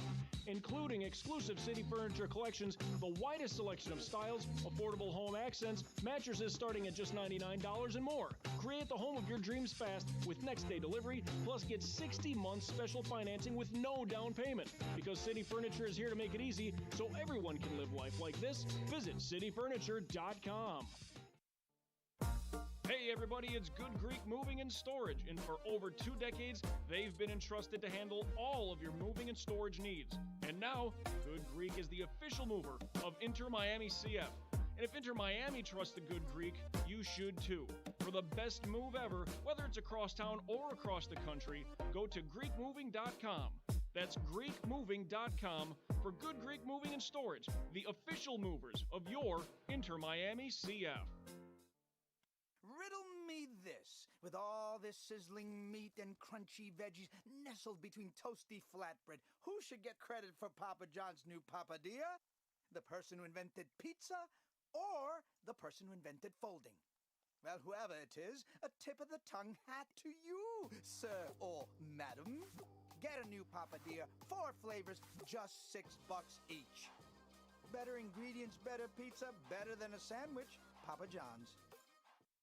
My daughter Brinley is here at St. Jude. Coming here was literally life or death, and it was so scary. But St. Jude is fighting for one goal, like this one mission, life. And that gave us hope. We haven't received a single bill from St. Jude, so I really can just focus on what's best for Brinley. Finding cures, saving children. Learn more at stjude.org. Keeping you informed in the world of sports.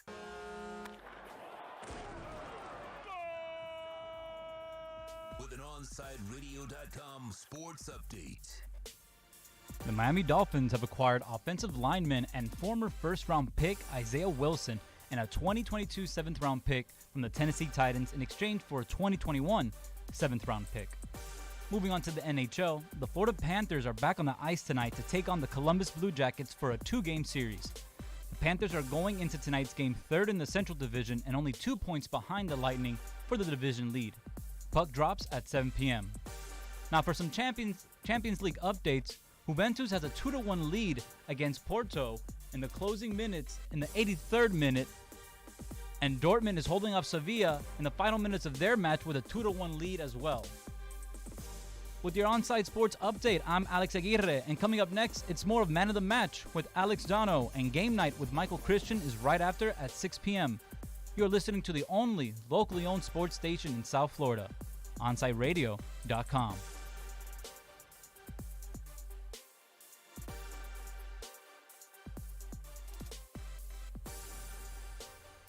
Onside Radio, the only choice for the South Florida sports fan. Welcome back to the Man of the Match with Alex Donno. You can reach out anytime on the Onside Sports Line, 888-441-4623. That's 888-441-4623.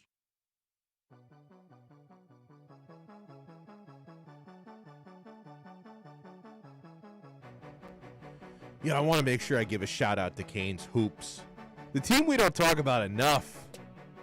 You know, the baseball program is on the right track.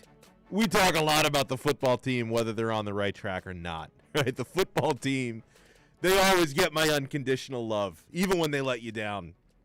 Texter writes in at 844-416-8123.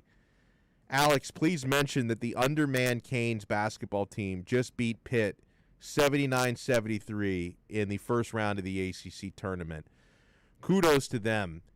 Every time I watch the Canes hoops team, they've got a 6-man rotation. Like, they are always so undermanned. And listen, I know that Jim Larinaga, unfortunately, has not done a perfect job recruiting enough players. You can only blame the FBI investigation for so long. Eventually, you have to bounce back from it. And, the team has not had a good year this year, but credit to them because they have grinded out some really important wins when their backs are against the wall. And, I checked the odds of the game before it started today. I was considering betting on it. I didn't. I passed on it. But the Hurricanes were 3.5-point underdogs against Pitt today. So they weren't really supposed to win this game. So they, as the texter writes, they survive and advance. And, yeah, throughout the year they've had a 5 or 6-man rotation. It's wild. Like, I don't even know how they're allowed to play in some of these games with such few players that they have available. Like, it really is crazy. So congratulations to Jim Larinaga and Canes basketball for getting it done today. Congratulations to Dak Prescott.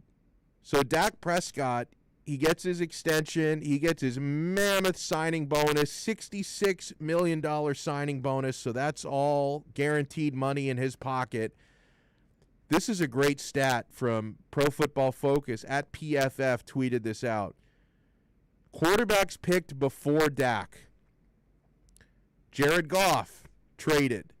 Carson Wentz, who was number 2 overall that year. Goff was number 1. Jared Goff, number 1 overall, traded. Carson Wentz, 2nd overall, traded. Paxton Lynch, 26 overall, not currently on a team. Christian Hackenberg, 51st overall, no team. Number 91, Jacoby Brissett, free agent. Number 93, Cody Kessler, no team. Number 100, Connor Cook, no team. Dak Prescott, picked 135th in that draft, will make $75 million next year. That is remarkable. I'm happy for Dak. He deserves it. And it worked out well for Dak, who I know has had to have a lot of patience. He had to endure a franchise tag. He had to endure an injury last year before he finally got his money from Dallas. And I know he wants to be a Cowboy. This is not the best piece of business by Jerry Jones. And I'm not talking about what he's paying Dak right now, because you had to make that deal. You had to cut that check. The reality is you've got a top 8 quarterback in the NFL. This is the going price for a top 8 quarterback. When Pat Mahomes signed his mega extension last year, that set the market. That told you things to come in the future, okay? What I'm saying here for Jerry Jones, why this wasn't a good piece of business is too late. You could have saved yourself a lot of money by making this deal a couple of years ago. This from thebiglead.com. Way back in the summer of 2019, the Cowboys had the chance to extend Prescott and instead waited and allowed contract talks to leak into the season. He had a really good year and his price increased. In early September of 2019, Dallas gave running back Ezekiel Elliott a massive extension, somehow prioritizing that over the team's franchise quarterback. As Dak's price continued to go up, Jerry Jones and company waited and waited and waited. The Cowboys slapped the franchise tag on Prescott early in the 2020 offseason. Last March, I wrote they should just bite the bullet and pay him what he was worth. No kidding. At the time, that was likely to be in the range of $33 million to $35 million a year. They instead continued to wait and wait and wait. In that time, quarterback contract prices soared through the roof, and Patrick Mahomes annihilated whatever ceiling remained with his $500 million deal. Now, almost a year after I wrote that they should pay Prescott, the new deal averages $42 million over the first 3 seasons of the deal. That's about $10 million more a year than they could have gotten for him in March of 2020. The moral of the story, guys, you don't hesitate when it comes to paying a quarterback. And I don't know why anyone would have thought Dak Prescott wasn't worth, an average of $33 million a couple of years ago. They end up now having to pay through the nose of $42 million a year. So it's worth it. Like, you did what you had to do because you don't want to let a franchise quarterback walk. And actually, this is not a completely crap deal that they gave to Dak, because the way the deal is structured, they're actually, if they had franchise tagged him again, they would actually be $15 million higher in the cap than they are for what they're paying him this year. So they're saving $15 million under the cap by signing him to this deal versus giving him the franchise tag again. So this is not like, by today's standards, this contract doesn't suck. But it sucks only because they could have locked up the same player who you already knew was really good at a discount a couple of years ago. You waited too long, and the wage bill went way up. So I hope Jerry's happy about that. And yeah, salary cap wise, the amount you have to pay Dak is going to take some money away that you could have allocated to other positions, but that's the cost of doing business when it comes to taking care of quarterbacks. Franchise quarterback is the most important position in the National Football League. When you have one, you can't let him go. I know that's what the Houston Texans think. When you have one, you can't let him go. That's why they're going to fight tooth and nail not to give away Deshaun Watson. The difference, Dak Prescott wanted to be a Cowboy. Deshaun Watson absolutely does not want to be a Houston Texan. So we'll see how that one plays out. 844-416-8123. That's 844-416-8123. I think Tua Tagovailoa missed a really fun troll opportunity. I'll explain what I mean about that when we come back. Hey, Saturdays, sports fans have a place to talk sports and gambling when the J-Rod Experience takes over. Tune in every Saturday from 2 to 4 p.m. as Jim Rodriguez provides you the sports investment information you need to have a little fun on the weekends. That's the J-Rod Experience, 2 to 4 p.m., only at OnSideRadio.com. We'll be right back to the man of the match with Alex Donno. You can join us on the Onside Sports Line, 888-441-4623. That's 888-441-4623. Join the Inter Miami family in 2021 by becoming a 2021 season ticket member. Enjoy enhanced access benefits and pricing not available to general fans. Visit intermiamicf.com/tickets for more information. If you missed 4th and 20 with Toast and Marsh, you missed. And the top trait they're looking for in a partner is someone that can cook better than them. Wow. Yeah. How are you at cooking? I'm okay. I cook all my stuff. What's your best dish? If I had to say, Marsh, this you're gonna eat in tonight with a girl. All right. Well, if I'm cooking for a girl, then I'm not cooking. 4th and 20 with Toast and Marsh, weekday mornings from 8 to 10. Hey Panthers fans, Dave Dwork here with some awesome news. Every Saturday, I'm going to bring you the latest on everything to do with the Florida Panthers with Chirping the Cats Radio. Saturday mornings from 10 to 11 a.m., we'll dive into the state of the team, recap games, and hear from past and present Panthers players, and plenty of other great hockey guests too. Got questions about the Panthers? Call or text the show and we'll break it down.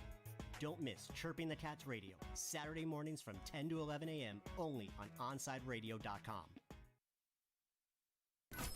You're listening to OnSideRadio.com. Catch up anytime by downloading the MyTuner Radio app. OnSideRadio.com, South Florida's true hometown station. Inter Miami CF, your official furniture and mattress store, is here. City Furniture is your #1 home source for the trends you want at the prices you'll love, including exclusive City Furniture collections, the widest selection of styles, affordable home accents, mattresses starting at just $99 and more. Create the home of your dreams fast with next day delivery, plus get 60 months special financing with no down payment. Because City Furniture is here to make it easy so everyone can live life like this, visit cityfurniture.com. You're listening to this station with more live and local sports talk than anyone else in South Florida. OnSideRadio.com. Broadcasting from South Florida to the world. Can I get a captain? Captain and what? Captain and Ginger. I can't hear you. Captain and Ginger. He was a captain and ginger. Captain and ginger. He was a captain and ginger. Captain Morgan, official partner of Major League Soccer.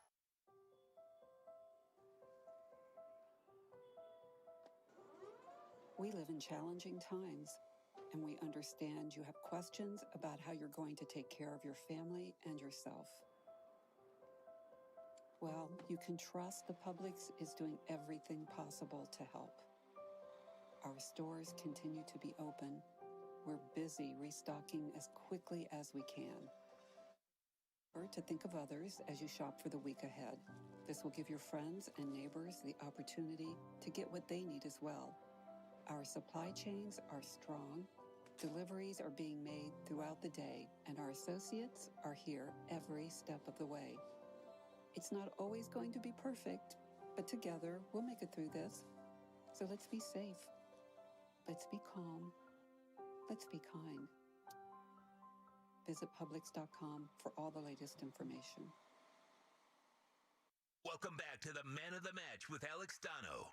You can reach out anytime on the Onside Sports Line, 888-441-4623. That's 888-441-4623.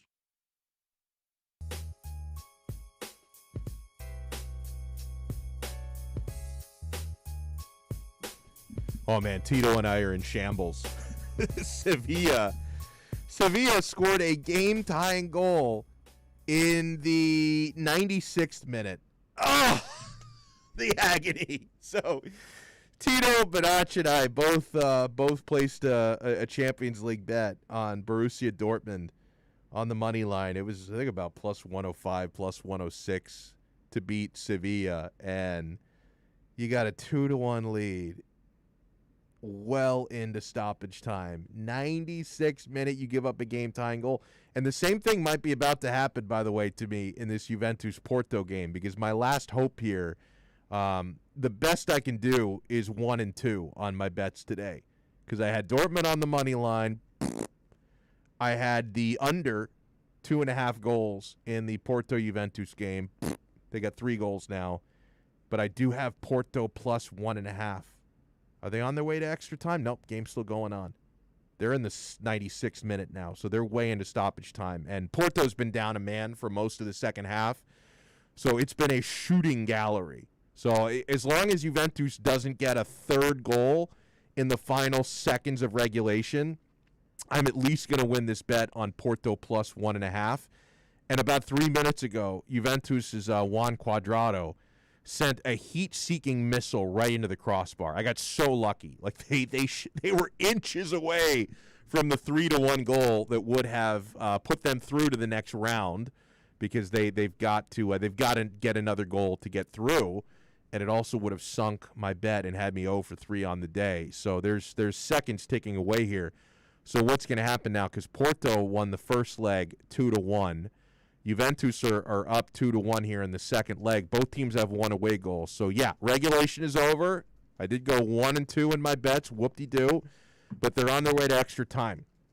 So, obviously, this strongly favors Juventus as they head into extra time because they're up a man. They're the fresher team. They're the team really threatening. Porto has been holding on for dear life, kind of like me with my Bitcoin. That's what Porto have been doing. They've been holding on for dear life here. But if Juventus get another goal, the next team to score, I should say, wins. Now, the best hope for Porto, I see this as really being their only chance because they're not really threatening in open play. So the best hope for Porto would be you park the bus for the 30 minutes of extra time coming up. If you get to the penalty kick shootout, it's like a crapshoot. It's anybody's game. Ronaldo can only take one of those penalties, right? So he can't step up to the spot 5 times. You get to the penalty kick shootout, and it's anybody's game there. You have a shot. So I really don't see Porto down a man and gasping for air. I don't see them as being able to score a goal here from open play in the extra time to send themselves through. Juventus very well could do that and probably will do that. I think they're the team that's going to win this one in extra time. But Porto's best chance is to hope and pray that you can defend, hope that Juventus misses more goals, like the crossbar that Juan Cuadrado hit that should have been a goal, and try and get this thing to the penalty kick shootout. That is the only chance that they have. Yeah, Tito just texted me. Massive mush. Bro, we had it. 96th minute, we had it. Oh, I'm never giving Tito my soccer picks ever again. All right, we got the 5 o'clock hour coming up. Still got to tell you about the trolling opportunity that was missed by Tua Tagovailoa. 5:20 We're going to talk with Juan Cardona. I call him Crypto Cardona. He was one of the first people to advise me to get into cryptocurrency. I'm not going to let him forget that. Crypto Cardona is going to join us. Hey, start your morning every day, 8 a.m. with 4th and 20 with Toasted and Marsh. The boys cover all the local sports stories while providing some great Miami Hurricanes insight. So download, subscribe, rate, and review the podcast. 4th and 20, 8 to 10 a.m. only at OnSideRadio.com. We'll be right back to the Man of the Match with Alex Donno. You can join us on the Onside Sports Line, 888-441-4623. That's 888-441-4623. Hey everybody, it's Good Greek Moving and Storage, and for over 2 decades, they've been entrusted to handle all of your moving and storage needs. And now, Good Greek is the official mover of Inter Miami CF. And if Inter Miami trusts the Good Greek, you should too. For the best move ever, whether it's across town or across the country, go to GreekMoving.com. That's GreekMoving.com for Good Greek Moving and Storage, the official movers of your Inter Miami CF. Miami Dolphins fans can always count on the best coverage at OnSideRadio.com. Every week, keep up with your favorite team as Dolphins writer Omar Kelly joins us with exclusive reports. And when news breaks, catch the EJDConstruction.com Miami Dolphins report on the home for Dolphins fans everywhere, OnSideRadio.com. Welcome back to the Man of the Match with Alex Donno. It's all yours. Just keep it right here. You can reach out anytime on the Onside Sports Line, 888-441-4623. That's 888-441-4623. Yeah, 5 o'clock hour, Man of the Match on Onside Radio. I'm Alex Donno with you for the next hour. We take you up until 6 o'clock tonight. That's when we hand it off to Michael Christian, who's got game night. Man, I gotta ask Michael what's the craziest thing he's heard on a Call of Duty stream. I mean, Myers Leonard, man, what the freaking hell are you doing? So, by the way, I want to get this. The NBA has released a statement, which it makes me wonder if the Heat might have to kind of wait to see what the NBA decides to do, like if they want to give personal discipline to Myers Leonard before the Heat, dot their I's and cross their T's on releasing him potentially. I wonder if the Heat might just be thinking, he's out for the year. He's not going to play again this season. We'll cut him loose after the season is over. Because keeping him, they keep the 4.5 defensive player, disabled player exception. But the problem with it is, man, it's like you do something like that. So for those who missed it, video surfaced today of Myers Leonard on a Twitch stream. He's playing Call of Duty, and he shockingly throws out an anti-Semitic slur. He threw out the K word, like very enthusiastically, and it was very alarming. And then that it's literally one of the worst words you can say.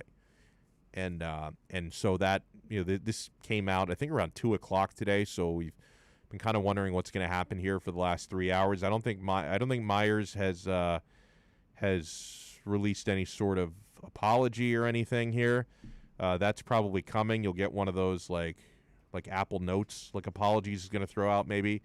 But here's Shams Charania tweeted, NBA spokesman Mike Bass statement on Myers Leonard, who said an anti-Semitic slur on a video game stream. Quote, "We just became aware of the video and are in the process of gathering more information. The NBA unequivocally condemns all forms of hate speech." So that tells me the NBA is going to review it and probably levy some sort of discipline, maybe a fine on Myers Leonard. I think that when they're reviewing it, it's very obvious what was said. And it's pretty obvious for those who, know what Myers Leonard sounds like. It was very obvious that he was saying it. It's very obvious what was said. The NBA, I'm sure, just has to go through and verify 100% that he was the person who said it, and go through whatever legal channels they have to go through to put out some disciplinary action. But again, my prediction is that I think Myers Leonard is going to get released by the Heat. I mean, it's a really, really awful thing to say. It's very insensitive to the Jewish community. Mickey Arison, who owns the Miami Heat, is Jewish, so I would imagine he's probably fuming at what Myers Leonard did. And it's hard to imagine he's going to be employed by the Miami Heat for much longer beyond the next few hours. I know I said that a couple of hours ago. We're still kind of waiting for what will happen. That would be my prediction, though, that he is not long for the Miami Heat. And I'm not a guy who takes pleasure in outrage. I'm not a guy who looks for stuff like this to criticize people, but you get slapped in the face by an incident like this, we have to talk about it. You know, I thought if you missed our interview at 420 with Jeremy Taché from Fox Sports Florida, I would encourage you to look for it after the show. It's already posted. I mean, listen to the next hour, please. But at 6 o'clock or, at 7 o'clock after Michael Christian is on, go into our podcast channels. And Aguirre gave me the thumbs up. The interview has been posted. It's available. Apple Podcasts, Spotify, Google Podcasts, Podbean. Look for my interview today with Jeremy Taché from Fox Sports Florida, because I thought he said it very well that anytime something like this happens, it's terrible. And I can't imagine, like, for somebody like Jeremy who is Jewish, like, what sort of just discomfort and pain that he feels when things like this are said, when you have, audible and visible instances of anti-Semitism. I can't imagine how it makes people in that community feel. It just must be a really, really discouraging kind of powerless feeling. I really like the way that Jeremy framed it, in that it's always terrible when things like this happen, but the silver lining of it, if you can call it that, is it does help create a dialogue, right? And I've already seen a few people like that I know, a little bit younger than me, because I think maybe that word, people who are in their 30s, 40s might be a little bit more aware of it. But I've heard people say that they didn't even know what that word meant before this Myers-Leonard controversy came out. So I think that this is going to create a dialogue, and hopefully people just realize that anti-Semitism like this is incredibly messed up, and that dialogue can be valuable. And I also, being real here, I hope that Myers-Leonard learns from this, because that word was way too much on the tip of his tongue, and so I hope that this is something that he can now become more aware of. He's getting a lot of backlash from this, and that's deserved to an extent. It certainly is deserved. A lot of people are going to judge him based on that one thing that he said. That's just what happens when you put yourself in that situation. So I hope that now he is able to educate himself. He's probably going to have to do some sort of sensitivity courses, community service, and learn a little bit from the Jewish community.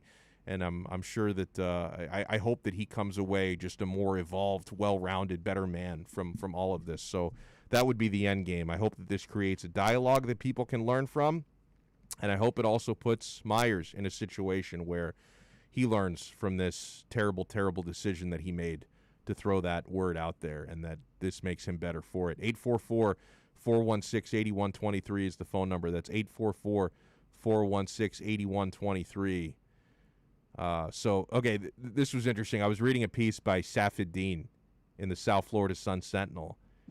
So Tua, in a recent interview, was asked who he would like the Dolphins to draft in the first round, number 3 overall. Completely unsurprisingly, he doesn't give you a real answer to that question. I would be shocked, right? I don't know how many NFL quarterbacks would actually give you a straight answer on that. Maybe Baker Mayfield, right? I mean, that guy's honest about seeing UFOs. He speaks his mind. Maybe if you ask Baker who you'd like your team to draft in the first round, he's going to give you a player's name in return. Tua's not that sort of guy, right? Tua doesn't want to put the Dolphins' decision makers in an awkward situation. Like, oh, well, Tua says you should draft, Devontae Smith. Are you guys going to? No, he doesn't want to create any headlines like that. So here's what Tua was said when he was asked the question who he wants the Dolphins to draft. He says, quote, "I'm glad that's a decision I don't have to make," Tua said with a smile during a Q&A session with sports merchandise company Fanatics on Monday night. Coach Flores and our GM Chris Greer have to make that decision. So I'm putting all the pressure on them, but I'll be glad with whoever we pick. Here's where I say it was a missed opportunity for Tua. Over the past couple of weeks, we saw Jalen Waddle on TV being interviewed by Andrew Siciliano. Siciliano asked Tua's former teammate, wide receiver Jalen Waddle from Alabama, who's about to be drafted. Mac Jones or Tua Tagovailoa? He didn't hesitate. He said Mac Jones, right? Devontae Smith was reportedly asked behind the scenes, Mac Jones or Tua? He said Mac, no hesitation. This would have been a great trolling opportunity for Tua to say, I want Jamar Chase, or I want Kyle Pitts, right? I mean, he could have trolled those guys right back by not saying either of his teammates. I'm glad I was never a draft-eligible NFL player. Actually, you know what? I wish I was. I'd be rich. I was never, I was not that sort of an athlete, okay? But if I were going through a process, or if I was in the position that Tua was in, I would have taken that opportunity to troll my teammates, right? Both of these guys picked Mac Jones over me. I'm going to say Jamar Chase. That's the guy I want us to draft. I would have taken that opportunity to fire back through the media. Thank God Tua's classier than I am. Tua took the high road. And, hey, I don't think Tua takes it personally. You know, I asked, and we're going to have on again this Thursday, our friend Kyle Krabs from Dolphins Wire and the Draft Network. I asked Kyle last Thursday if it's at all alarming to him, you know, to hear two of Tua's former teammates both without hesitation say that Mac Jones is the quarterback they prefer over Tua. And Kyle said, you know what, I'm not sure. I want to look more into it. Because I think Kyle's point was taken that in his mind, Mac Jones' draft stock doesn't need a lot of help. He's been surging. Like, he has been surging up people's draft boards. Now, most people don't consider, obviously he's not considered the number one quarterback. Trevor Lawrence has had that locked up for like 2 years, okay?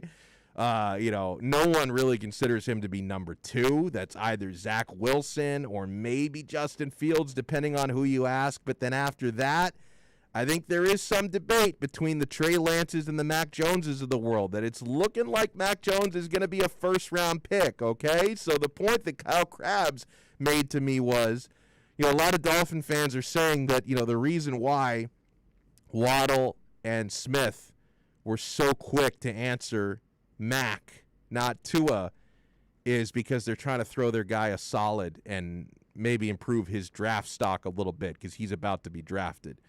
And Kyle's point was Mac Jones doesn't really need much help in that regard. I look at it a different way. Put your hypothetical hats on, people, okay? Now, it's fair to say that Mac Jones's draft stock doesn't need a lot of help because he's surging through boards anyway.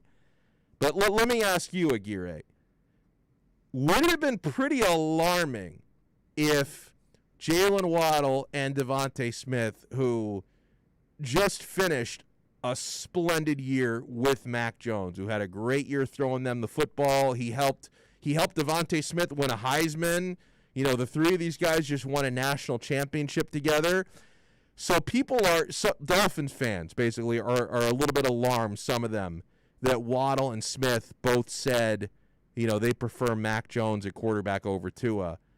But, Alex, what if he had said the opposite? Or what if they had said, like what if they were asked that question and they both said Tua? Wouldn't that be even more alarming? Because it's like, bro, you just finished your career with Mac Jones. He's about to get drafted. Why are you throwing Jones under the bus? Wouldn't it have been more alarming if they'd said Tua, not Mac? Yeah, absolutely. I feel like you're literally kicking dirt on the guy who you just won the best title you can get in college football. So it's also, I feel like, you know, it's a PR thing as well. Kind of like how Tua responds to his questions when he's been on ESPN and things like that. It's like, don't mess up. Say the right things. Right. Kind of like that. And it sounds like, no, it's kind of messed up that it's scripted in a way. Could be, but I think that's the perfect response. You have to say Mac Jones. You haven't played with Tua like in over a year. You just won with this guy.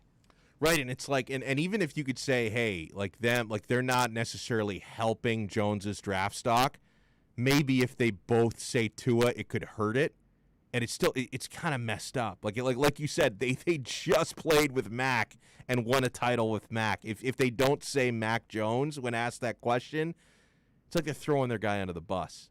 Tua's a big boy. Tua's already been drafted, right? Tua's already got his spot. I think he's pretty secure. Like, you know, people are talking about him maybe being traded.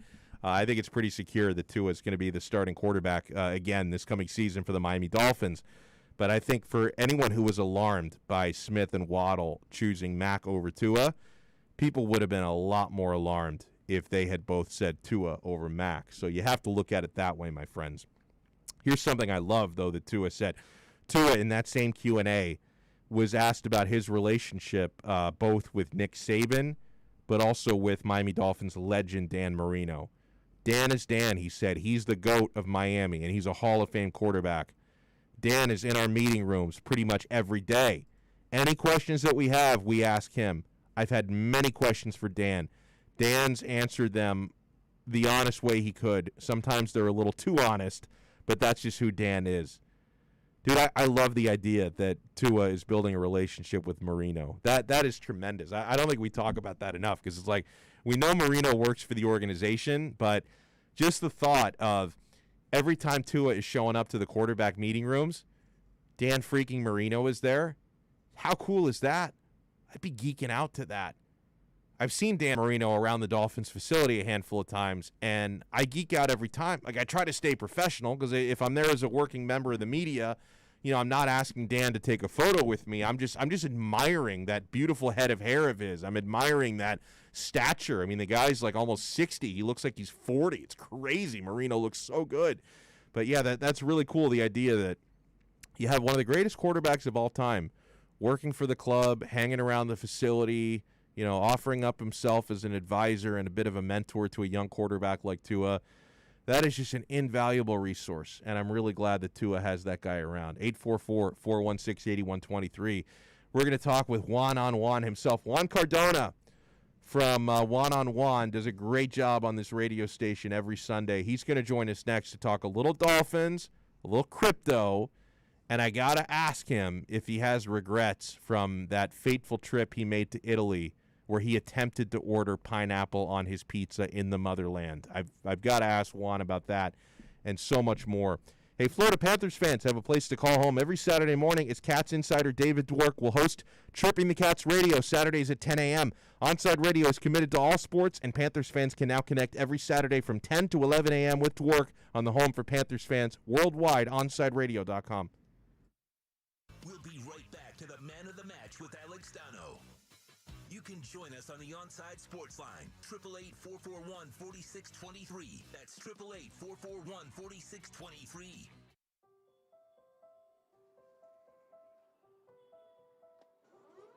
We live in challenging times, and we understand you have questions about how you're going to take care of your family and yourself. Well, you can trust the Publix is doing everything possible to help. Our stores continue to be open. We're busy restocking as quickly as we can. But please remember to think of others as you shop for the week ahead. This will give your friends and neighbors the opportunity to get what they need as well. Our supply chains are strong. Deliveries are being made throughout the day, and our associates are here every step of the way. It's not always going to be perfect, but together we'll make it through this. So let's be safe. Let's be calm. Let's be kind. Visit Publix.com for all the latest information. Enter Miami CF, your official furniture and mattress store, is here.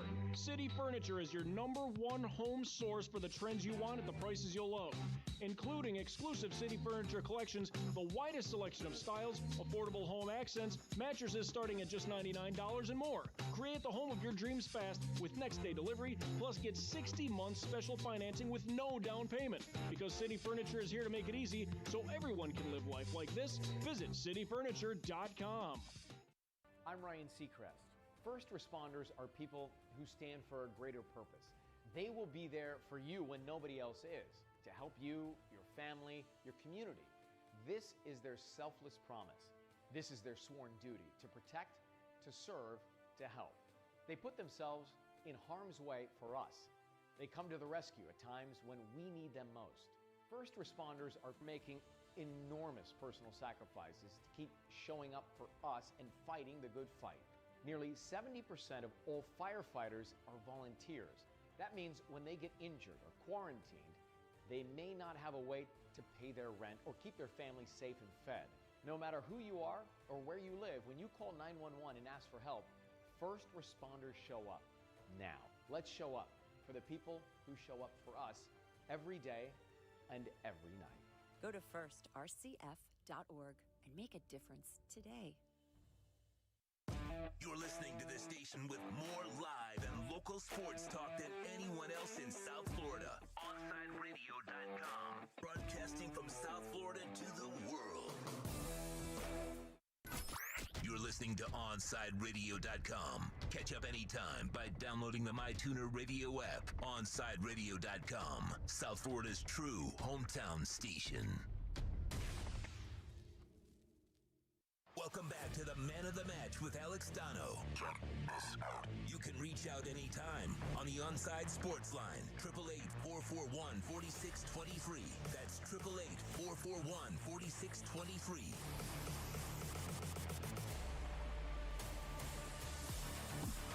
Yeah, we always love to talk to our good pal Juan Cardona, who hosts One on One here on Onside Radio. Also a contributor to the 5 Reasons Sports Network, a great all-around guy. Good afternoon, Juan. How are you, sir? Good, bro. Good, bro. Thank you for having me. My pleasure. And I got a lot of things I want to run by you, sports and otherwise. Let me start with this. Forgive me if I'm wrong, but I think, have you been watching, as I recently started watching the show Searching for Italy with Stanley Tucci on CNN. Are you watching that at all? I am not. You're going to have to break that one down to me. Because see, for some reason I thought you were watching it because so Stanley Tucci, the actor, like he's touring around Italy and he's sampling, the amazing food and he's kind of talking to the people. and learning the culture. So I was hoping you were watching it because I would love to kind of, and you should watch it. I'm going to give you homework to watch the show. It's on CNN. Sure. It's like a great travel show because I would love to revisit with you whether or not you regret trying to order pineapple pizza in Italy after watching that. I don't think I'm ever going to live that one down. No, I love you, though. I love you. But you got on me last week because I admitted that I still have not tried the Popeyes chicken sandwich. And that thing, it's been available for well over a year at this point because it definitely came out before the pandemic started. So it's been available for over a year. And I love chicken sandwiches. I just always like to let people know with the Popeyes chicken sandwich, there was a version 1 and a version 2. Really? The version 2 was the one that was mass produced that everybody got a hold of. Version 1, Donno, there will never be another chicken sandwich like that. So I can't get that. It's done. Like it's no longer available. It's gone with the wind, bro. It's gone with the wind. Oh, that is so disappointing. So you're telling me if I go tomorrow and get a Popeyes chicken sandwich, I'm not going to be getting one as good as you got like 14 months ago? You're probably like, wow, the crisp, the crunch. I don't know if you like pickle, but the pickle. But yeah, dude. Once I had it again after the initial craze, I'm like, did I really just not like it that much, or was it just like the hype? And then I, started to go make my rounds and ask people, and no, there was a V1 and a V2, bro. Wow, that's too bad, man. I'm sorry that I missed the V1. This is the kind of stuff I can only learn here from Juan Cardona. Juan, the Dolphins made news yesterday, and I really love this move. I mean, it seemed very, very low risk acquiring offensive tackle Isaiah Wilson. Is there really any downside to this move in your mind, where all you had to give up was a 7th-round pick this year, and you're getting a 7th-round pick back from Tennessee next year? Yeah, I mean, essentially, you're saying, hey, we may be lower in the draft in the 7th round than you guys. Let's just swap, and we'll send you a 1st-round pick. I mean, like you said, there's literally okay, so I don't want to say literally no downside. The downside is obviously it doesn't work out, and he becomes a big, cancer and things like that to the organization. But as far as I know, and the research that I've done, is the kid went to the same high school as Flores, so they have some type of history, some type of acknowledgement toward each other. And this is like the ultimate Patriots buy low, sell high type of move. Which, funny enough, we woke up today to the news that the Patriots traded for Trent Brown, which is almost identical to what the Dolphins did, except with an older player. So, yeah, I love the move. Now, do you think this move, does this have any relationship to what the Dolphins do at number 3 if they keep the third pick? Because I was not a fan of the idea of drafting Penei Sewell, and I'm kind of hoping now, hey, the Dolphins traded for a former first-round offensive tackle. Do you think that this move for Wilson, does this eliminate any possibility that the Dolphins draft Penei Sewell at 3rd overall? So I actually did a poll on this same exact question, but my feeling behind it is no. I don't think that it's anything that's like a future indicator of what they're planning to do. I think it's just an opportunity where you kind of, like we were saying, you don't lose. You're taking advantage fully. And just jumping through it. I think the biggest thing with any of this stuff that they're going to do, either in the draft or free agency, is they're just trying to open up their flexibility so that come draft night, you're not looking at 3 and needing an offensive lineman. You're not going to 18 and needing to draft a running back. I know they haven't signed a running back, but I'm expecting them to probably go in and try to get Aaron Jones and see what's up with that now that he's not tagged officially. Would you prefer to keep the 3rd pick or trade down? Wow. So I would probably tell teams, hey, I'm just going to keep the 3rd pick. And then, as of now, it's looking like Zach Wilson is going to get a late push up the draft. Yeah. I don't know if it's because he's white and, he could throw the ball, but something's making him go up the draft, right? No doubt. And that's good. Yeah, and that's good for us because ultimately, you also have Justin Fields and, a couple other, like maybe Trey Lance and that type of stuff. To where now you can create a type of market for the 3rd overall pick as far as being a quarterback selection, especially if the Jets don't go quarterback. If the Jets don't go quarterback at that point, 3 is looking like a gold mine.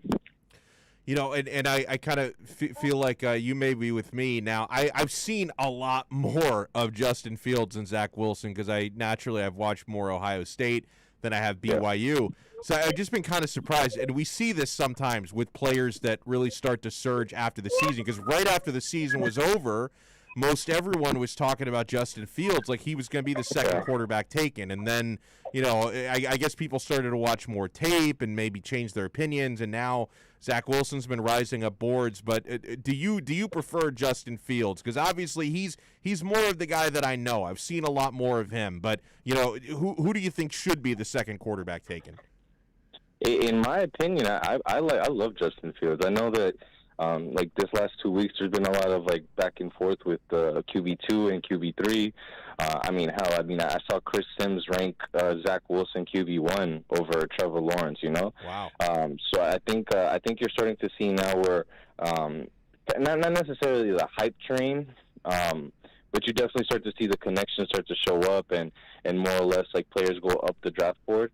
I look at Justin Fields and I'm like, he might not do anything like special, but I don't see a glaring hole in his game. I was looking at Chris Sims and he was like breaking him down as far as like he has like a weird like kind of like motion to throw in the ball. Like he's like his feet are close together and right before he throws it, he like takes like a lunge. So you're starting to see kind of like players like start to get like more so like knick-knack, like, hey, like I don't like this one little thing, and then that starts to kind of take its toll, and then teams, end up taking him 15th overall or whatever it may be. My guy Tito has accused you of being a little bit of a flip-flopper on Tua. I think you're just misunderstood. Like I think that, and correct me if I'm wrong, but I think you're like me in that you don't dislike Tua. You just maybe prefer Deshaun Watson. There's nothing wrong with that. Have you turned your back on Tua? So one is for sure. I'm 100% on. I'm conducting the Deshaun Watson train for sure. I've been running that operation since like mid-January. So I will own up to that. Right. Yeah. I think my thing is like, especially like through Twitter, is the amount of people who like.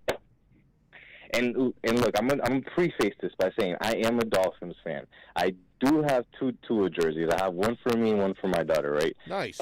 But I've kind of soured on Tua because of like the fans like just not accepting any type of criticism. Like I'm looking at like there was this thing where they're talking about deep pass accuracy and Joe Burrow was like dead last quarterback. And all of a sudden you see a bunch of trolls just, oh well, why don't the Bengals why aren't the Bengals looking for a quarterback? Why the Dolphins? Well, Joe Burrow never had a game under 100 yards. Right. He only had 2 games under 150. He had a 400-yard game with 49 passes. I mean, it took Tua 59 passes to get to 361. So it's a lot. And then on top of that, you've heard me. I'm like 100% on. Even if we had average quarterback play, I think we make the playoffs. Yeah. So I think that's just ultimately like where I stand. Like, I just want to see it in the playoffs and having a chance. No, I totally hear you. And listen, I think that's probably the right way to approach it as a fan. Do you have any optimism that the Dolphins actually would land Deshaun Watson? Now, he's very unhappy there, but Houston are still not answering calls. Or at least like it sounds like Seattle might actually be kind of open to taking calls for Russell Wilson, while Houston are not open whatsoever yet to take any calls for Deshaun Watson. What do you think happens there? Yeah, I think it's funny with the Russell Wilson situation. It's he's not requesting a trade, but he has a list of teams he would get traded to. Right. So I'm married, but I have a list of girls that I could potentially go and find. It doesn't make sense to me with that one. And I think ultimately the Deshaun Watson, I've been beating it with a drum. I just think the economics of it just ultimately end up forcing the Texans to have to make a trade before the draft. I just don't see them, being able to sell season tickets or anything like that. Think about it, for 2 years because of last year with the COVID, and then let's say next year they go in with no first round pick, right. No Deshaun Watson, no J.J. Watt. Who's going to go see the Texans play? What are they realistically selling as hope? So I think eventually it's just a situation where they're trying to recoup as much leverage as possible in an almost unwinnable situation. And the way you do that is by telling, hey, I'm not answering phone calls. I don't care. I'm going to keep them. And eventually you're like, oh, okay, well, what do you guys think what are you guys offering? And then you take it from there. Last thing I got to ask you about crypto. I call you Crypto Cardona. You were one of the first people to advise me back in the day to stick with my crypto. So listen, I'm all in on Bitcoin. I'm in a little bit on Ethereum. Are there any of those smaller altcoins that you like? Are you into anything else outside of the big two? Yeah, bro, big time. I'm my biggest bag for me is Chainlink. Really? That to me with DeFi, which is decentralized finance and that type of stuff. For all that stuff to work, they need basically kind of like a Google, right? Think about it like that. You need a Google to get through places and get information. That's kind of like what Chainlink is going to do for decentralized finance, and that to me is my go-to, man. It's like that. I think today it went all the way up to $31.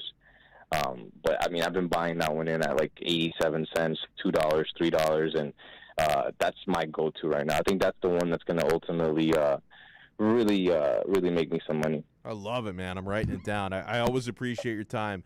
Juan Cardona. Nah, bro, appreciate you. And of course, man, and spend time with that lovely daughter of yours. I'm glad you're raising her right with the Tua jersey. You're raising her right, man. I love it. Bro, have to. I love it. And have the, just in case, maybe the Deshaun Watson jersey in a couple months. I'm going to pre-order it. Love it. Juan Cardona, have a great show this Sunday on One on One. Thank you, bro. Take care. Good stuff there from Juan. Chainlink. I got to get into that, man. I love it. I love crypto. I still don't really understand the NBA Top Shot thing. Juan tried to explain it to me once. It's like, oh, my head is spinning with that. My head spins enough with Bitcoin and with Ethereum. How about this? Porto! Oh no, did Juventus? Oh no, Juventus just scored again. Jesus Christ! So it's 3-2. So they're gonna go to PKs then. Wow. So Porto had scored to make it 2-2. And Juventus just scored again. Wow, this is wild. This is absolutely wild. Cristiano Ronaldo. Oh no, that was Rabiot. I don't know why it looked like the commentator said Ronaldo. No, it was Adrian Rabiot. I think they thought, dude, Ronaldo. I'm telling you, this is crazy. Ronaldo was trying to push over Rabiot so that he could head it in himself. It was wild. Adrian Rabiot just scored on a header from a set piece. Ronaldo was right behind him. Ronaldo was trying to shove him over so he could get his head on it. That guy he does not want to facilitate anybody. He just wants to score. Cristiano. This is an absolutely wild game. 2 goals scored in the extra time. Juventus and Porto. 844-416-8123 is the number if you want to get in. That's 844-416-8123. Remember, we take you up until 6 o'clock tonight. Michael Christian is going to take over with game night. This Myers-Leonard story has just been it's been rough. I think the Heat and the NBA are kind of reviewing the footage, and the NBA is going to figure out if they need to take any disciplinary action. I'm sure the Heat are debating, whether or not to release him. I don't think this is going to end well for Myers-Leonard, who on a video game stream was streaming on Twitch and, very loudly dropped an anti-Semitic slur. And it's like, how is that even in your vocabulary? It's disgusting. Meanwhile, there was a recent consequence for Myers-Leonard. So even though he's still waiting to hear from the NBA and the Miami Heat, he has been punished by someone. We'll explain when we come back. Hey, Onside Radio enters Kai's Corner with Kai Chen Chisholm every day from 10 a.m. to noon. Join Kai as he discusses the biggest stories in South Florida sports. Tune in every day, 10 to noon, for Kai's Corner on the home for South Florida Sports Talk, OnsideRadio.com. The man of the match with South Florida's own Alex Donno. Weekdays 1 to 5 p.m. on the home for Inter Miami football, OnsideRadio.com. This is the story of a very special woman. In a matter of seconds, she turned herself into a great mathematician or an entrepreneur. Her knowledge was limitless and still is. She could also make monsters disappear, especially those that lurked in the shadows under the bed. Once, this woman put back together a teenage girl's broken heart, which had been shattered in 1,000 pieces, just by giving her a bear hug. She masqueraded as a regular person at work, but as a superhero at home. Everyone knows her as Gabriella. I still call her Mom. Your hero needs you now, and AARP is here to help. Find the care guides you need to help, complete with tips and resources at aarp.org/caregiving. A public service announcement brought to you by AARP and the Ad Council. Hey, hon, what you doing with your phone? Taking pictures? No, I'm asking it questions. Like what? Hey, Bobo, do flowers have best friends? I'm sorry. I'm afraid I don't know that. Hey, follow me. I want to show you something. Look, flowers do have best friends. Whoa. Some answers can only be found in nature. Discover the unsearchable. Visit discovertheforest.org to find a trail near you. Brought to you by the United States Forest Service and the Ad Council. Get the brutal honesty every day with the Onside Zone with a big O from 12 noon to 3 p.m. every weekday on your home for sports talk in South Florida, OnsideRadio.com. You're listening to the only sports station in South Florida that likes to take your calls. 888-441-4623. We connect with a South Florida sports fan because we are South Florida, locally owned and operated. 888-441-4623. OnsideRadio.com. South Florida's home for real sports talk. Look out, world, we're getting strong. The future's here and we belong. She can STEM, she can do more. Like build a rocket and watch it soar. Or clean the oceans and make the world a better place. Oh, she can STEM, so can you. Find a cure, invent something new. There's no challenge in the world that she can't face. She can STEM. Learn more at She Can STEM. A message brought to you by the Ad Council. Keeping you informed in the world of sports.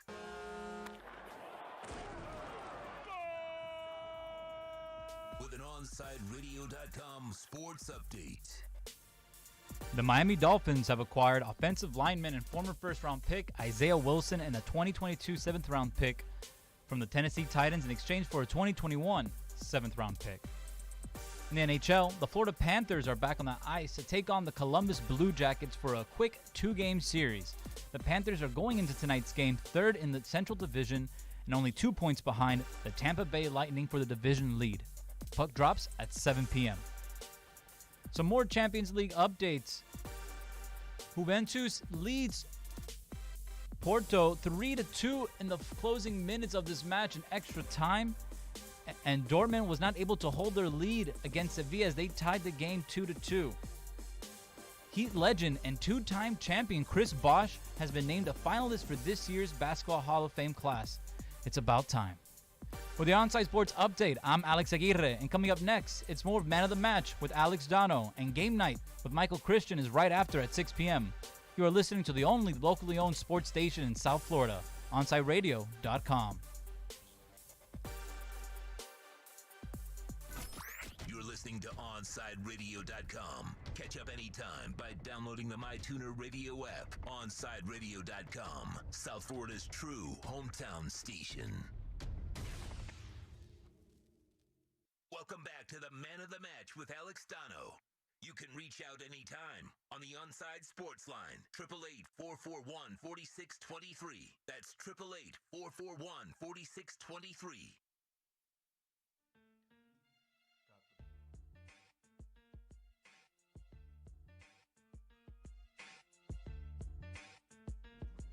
Dude, this Juventus-Porto game is absolutely nuts. Oh, man. Kulusevski for Juventus was like inches away from getting his foot on a volley that probably would have been, the goal that Juve needed to get through. Wow. And Juventus has a free kick here. It's probably going to be the last kick of the extra time. Oh, my God. What a save by the Porto keeper. Oh, man.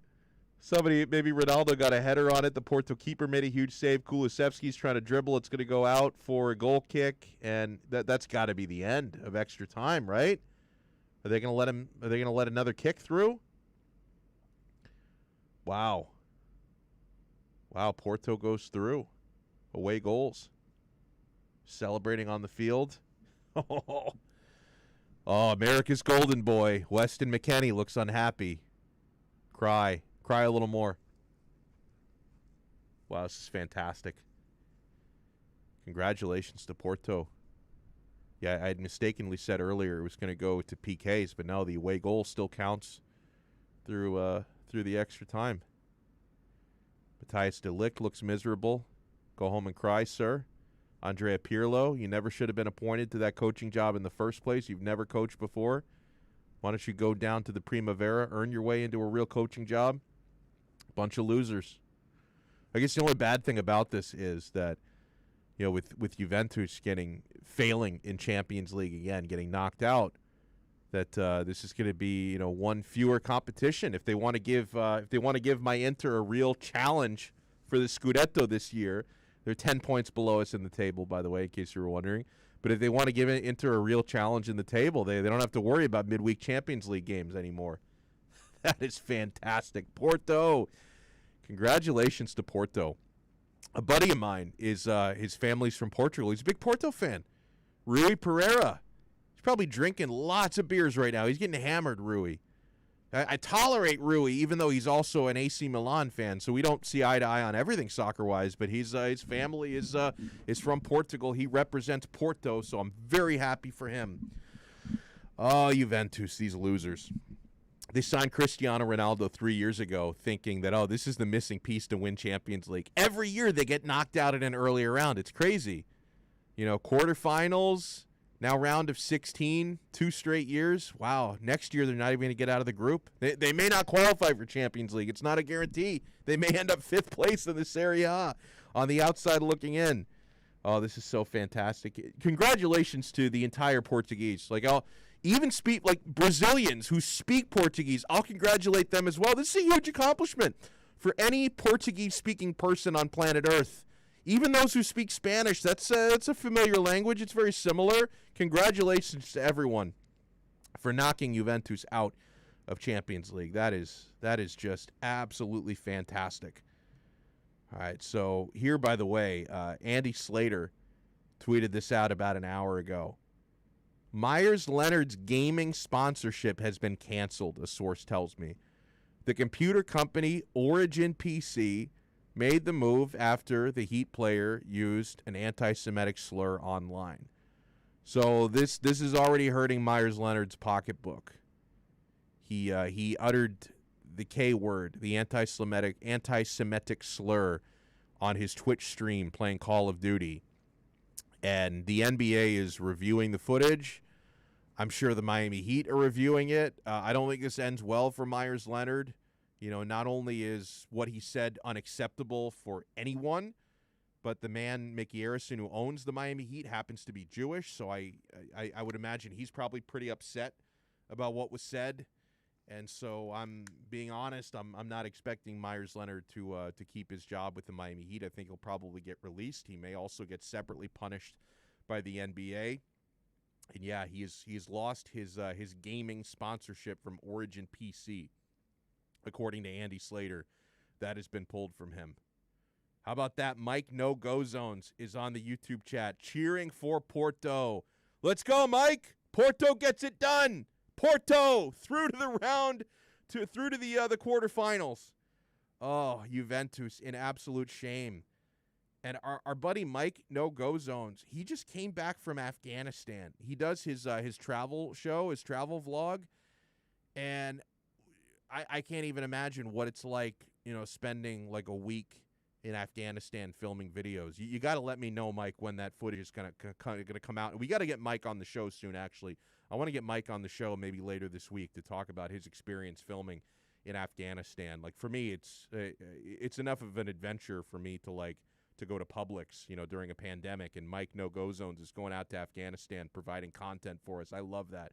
I absolutely love that. So an interesting piece in Bleacher Report saying the Cowboys overpaid for Dak Prescott and will soon suffer the consequences. The once dominant offensive line has faded. Star running back Ezekiel Elliott appears to have peaked between 2016 and 2018. And the defense has plummeted down the rankings when it comes to defensive adjusted value over average, the DVOA metric, in back-to-back seasons. With Prescott playing some of the best football of his career at the most pivotal position in the sport, Dallas as a team ranked just 16th in that all-encompassing metric entering Week 5. There's no doubt that the Cowboys were worse without Prescott, but this team has won just one playoff game since Dak, Zeke, and the awesome line came together in 2016 when those guys were at their best and their healthiest and at their cheapest. Dallas wasn't a prime contender. Don't expect that to change now that the owner, Jerry Jones, has made Prescott one of the highest paid players in league history. According to ESPN's Adam Schefter, it's a 4-year, $160 million deal with a record $126 million guaranteed. Per Schefter, the deal at least contains 2 voidable years to give the Cowboys more salary cap flexibility, and he'll likely count significantly less against the cap in 2021 than he would have under the $37.7 million franchise tag. I see a lot of people complaining about this Dak deal. And like, hey, they didn't win anything with Dak, and now they're going to pay him more and be able to spend less at other positions. This is an awful move, people are saying. For me, not winning enough with Dak was not a Dak problem, right? Dak Prescott is a franchise quarterback. Dak Prescott is a top 8 quarterback in the National Football League. I think it'd be a lot worse to say goodbye to him than to take care of him and re-sign him and pay him his money. I think the Cowboys, you're saying they're going to regret paying Dak. While I do agree, if Jerry Jones was smart, he would have extended Dak 2 years ago and gotten him at a big discount compared to what he's paying him at this year. But you can't go back in time yet. I think we're working on time machines. The Chinese are building one. We don't have one just yet, so you can't go back in time and fix that. But for me, if you're talking about the Cowboys not being able to win enough with a franchise quarterback, I'm not blaming the franchise quarterback for that.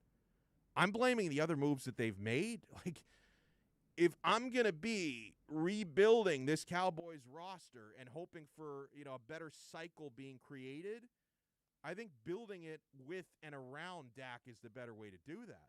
Like, okay, you haven't won enough.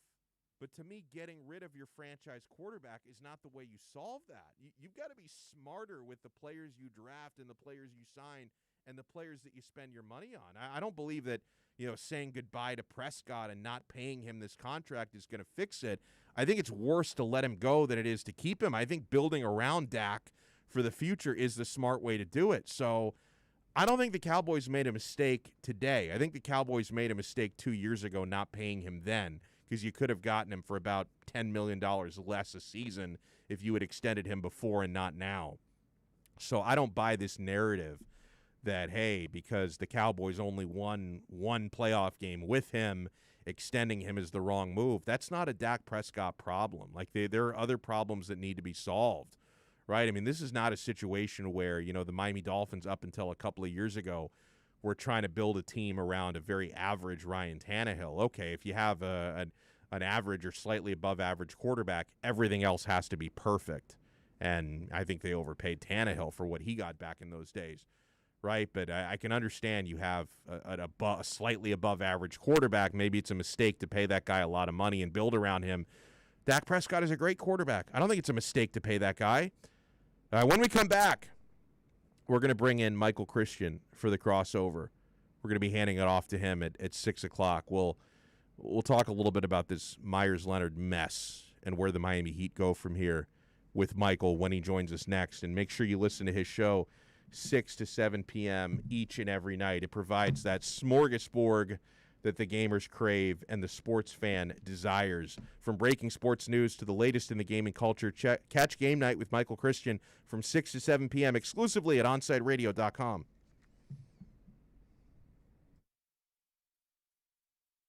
The man of the match with South Florida's own Alex Donno. Weekdays 1 to 5 p.m. on the home for Inter Miami football. OnSideRadio.com.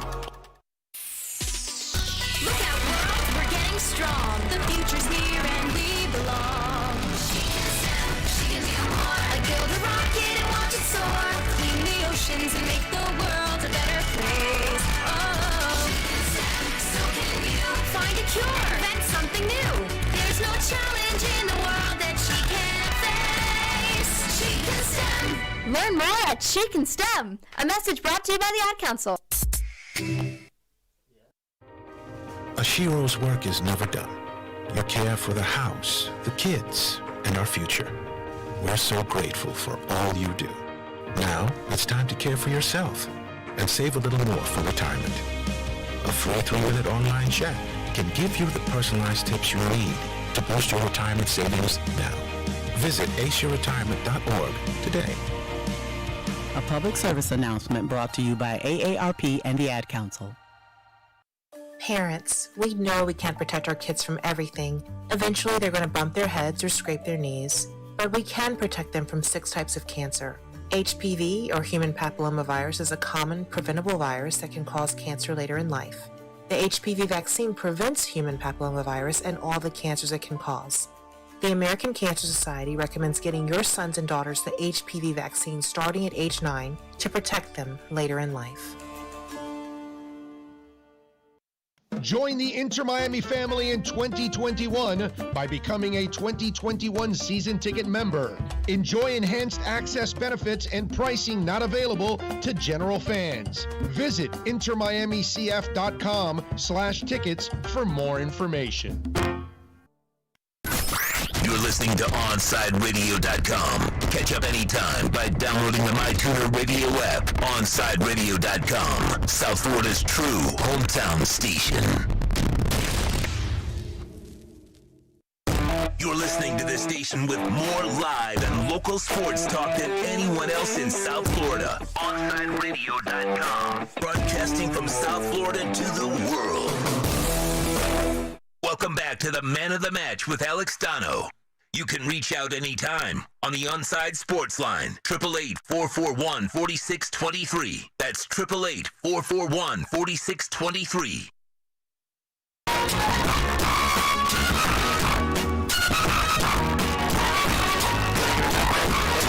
This episode of the Man of the Match here on Onside Radio. Take it up until 6 o'clock every night before we hand it off to Michael Christian. Michael is with us now.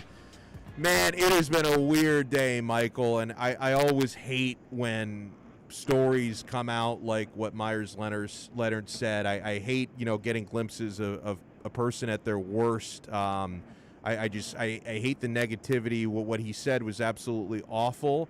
And so I guess my question to you would be, what do you think happens from here? Like he's already lost his gaming sponsorship. as Andy Slater reported. The NBA is reviewing the stream. I'm sure the Miami Heat have been reviewing it. Do you think he gets released? Like, do you think it's enough for the Heat to just make a strong statement against it and, remind people that he's injured for the rest of the year? Like, do you think it's because I'm expecting him to get released. What do you think happens here? Yeah, I totally agree with you. I feel like the only solution is to release him because at this point they can't trade him because anybody else that trades for him is immediately going to look bad. Keeping him on the team, even though he's not playing, I mean, there's a small percentage of that, but releasing him just makes the most sense. You can't let something like that just slide. Yeah, no, I completely agree, and it's pretty wild, man, and that was on a Twitch stream, right? Because he's a big gamer, so I imagine he does that often, or at least did that often. Maybe not so much in the immediate future. Yeah, so I knew of him before. I mean, he was in Portland. I hadn't watched his Twitch streams yet. He joined the Heat. I think it was this past summer with the bubble. And people were talking about him streaming from the bubble, so I started watching then. And I had watched his streams. I mean, he was a pretty decent Call of Duty player. He's with one of the biggest gaming organizations, FaZe Clan. So I would be surprised if FaZe stuck with him as well. I know that he lost the PC sponsorship. FaZe most likely is going to want to step away from that as well. It's just a really bad look at a really awful time, and it was just the way it was said too, right? Like there was that moment of silence, and then just blaring it out. Like that was just it's inexcusable. He has to apologize, and I think people deserve second chances, but at least with this organization stuff, I think the time is done. Yeah, no doubt about that. Michael Christian hosts Game Night 6 to 7 o'clock every night. What are some of the prominent pro athletes that do Twitch streams? Like, are there any like prominent guys that stream a lot, or guys who maybe were bigger names than Myers Leonard? Like, who are some of the best gamers out there? Yeah, I mean, there's a lot of them. So one of the best when it comes to like Madden specifically is Derwin James. Oh, nice. Safety for the Chargers. He's amazing, and he's so good at the game. In fact, that Madden has a whole series called Derwin versus the World, where he'll play a bunch of people and he doesn't lose. Like it, even against professionals, it's pretty insane. But he's really good. Josh Hart for the Pelicans got really big with Fortnite. Odell Beckham Jr. plays. Our guy from South Florida, Chad Ochocinco, he plays, and he's part of a gaming organization. Preston Williams streams as well. There's a lot of guys that play. It's actually pretty insane. Kyle Van Noy, who we just cut, he played as well. I mean, I'm telling you, I think it's starting to get to about 15% of professional athletes play games, and then about 5 to 10% of those stream on Twitch. Just another way to get closer to them and get to know them a little bit better. And it seems like a lot of professional athletes watch anime. Like I know that's really big, and I'm not really big into it. I probably should be. My wife is. My wife is really big into it. But I can remember, Michael, when I was doing a lot of work like broadcasting MMA fights, and I guess it's kind of natural in that world because of the martial arts. But so many of the MMA fighters that I would talk to just loved anime. Like it's such a common thing. Do you see that a lot in non-martial arts sports as well? I don't think you see it as prominently, to be honest. I think in the fighting world you see it a lot because usually animes are very centered around fighting. Right. I think there is a good amount. And I talked to so many fighters who were actually inspired to get into martial arts as kids because of anime. Yep, because, I mean, that's what happens, right? I mean, I was growing up, you had Dragon Ball Z and Naruto later down the line, One Piece, all of these shows, there's a storyline, but they also just want to beat each other up. And so it's kind of an easy segue there. In sports, there are players. I know Mac Hollins for the Dolphins is huge in anime, or at least he was big enough to dress up as a character before a game. So there's a few, but not as many. What do you have planned for the show tonight? I want to go over the Dolphins. Obviously, the offseason is getting into swing, and there was a lot of things that happened with them. And I did like that Isaiah Wilson trade, and I'll talk a little bit more about that. Then that second segment, I do want to just address, everything that happened with the Myers stuff. It's not a lot of fun, but we do have to address it, and it's one of those things that is super unfortunate, and you hate to see, regardless of what player, like what team they're on and stuff. And then we've got Alana coming on at 6:30. She is always against me on potential Heat trades. I was a big proponent of Nikola Vucevic. She was not, so I'll get to argue with her about that one because I think if the Heat could get him, they absolutely should. And he always kills the Heat, so stashing him on your team seems like a good idea to me. So he can't beat you anymore. Exactly, and you wouldn't even stash him. He'd be your starting center. For sure, And he rebounds like crazy, so let's do it, man. I love it. Michael's coming up with Game Night. Hey, when you hunger for sports talk, there's only one option. Taco About Sports with David Friedman every Saturday from 1 to 2 p.m. Join David every weekend as he takes a different angle to sports. Tune in every Saturday from 1 to 2 for Taco About Sports with David Friedman exclusively at OnSideRadio.com. Now streaming online. Onside Radio, the only choice for the South Florida sports fan. No wimpy corporate-led radio station here. You're listening to the only station in South Florida that truly gives you a voice. OnSideRadio.com. Hey, it's Big O. You know, air quality in your home or business is so important now, folks. That's why you've got to call M&S Air Conditioning. Let them install high-efficiency polarized air filter in your AC unit that attracts, captures, and destroys biological contaminants to improve your air quality. M&S is always on call from 7:30 a.m. till 9 o'clock p.m. and, of course, emergency Sundays. Call for more info on high-efficiency air filters and the preventative maintenance plans. Visit M&S Air Conditioning at ac-florida.com. Hey, it's Big O for EJD Construction, your custom home builder, additions and home remodeling.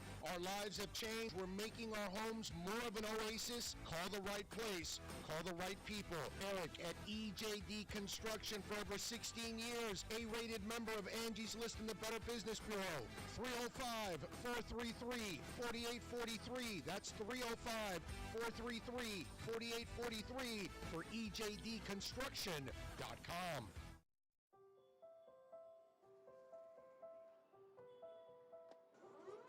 We live in challenging times, and we understand you have questions about how you're going to take care of your family and yourself. Well, you can trust the Publix is doing everything possible to help. Our stores continue to be open. We're busy restocking as quickly as we can. But please remember to think of others as you shop for the week ahead. This will give your friends and neighbors the opportunity to get what they need as well. Our supply chains are strong, deliveries are being made throughout the day, and our associates are here every step of the way. It's not always going to be perfect, but together we'll make it through this. So let's be safe. Let's be calm. Let's be kind. Visit Publix.com for all the latest information. You can connect with us at OnSideRadio.com by sending us a text at 844-416-8123. Save it on your cell phone, 844-416-8123. No better place to send your comments, ask questions, win prizes. OnSideRadio.com, the only choice for the South Florida sports fan.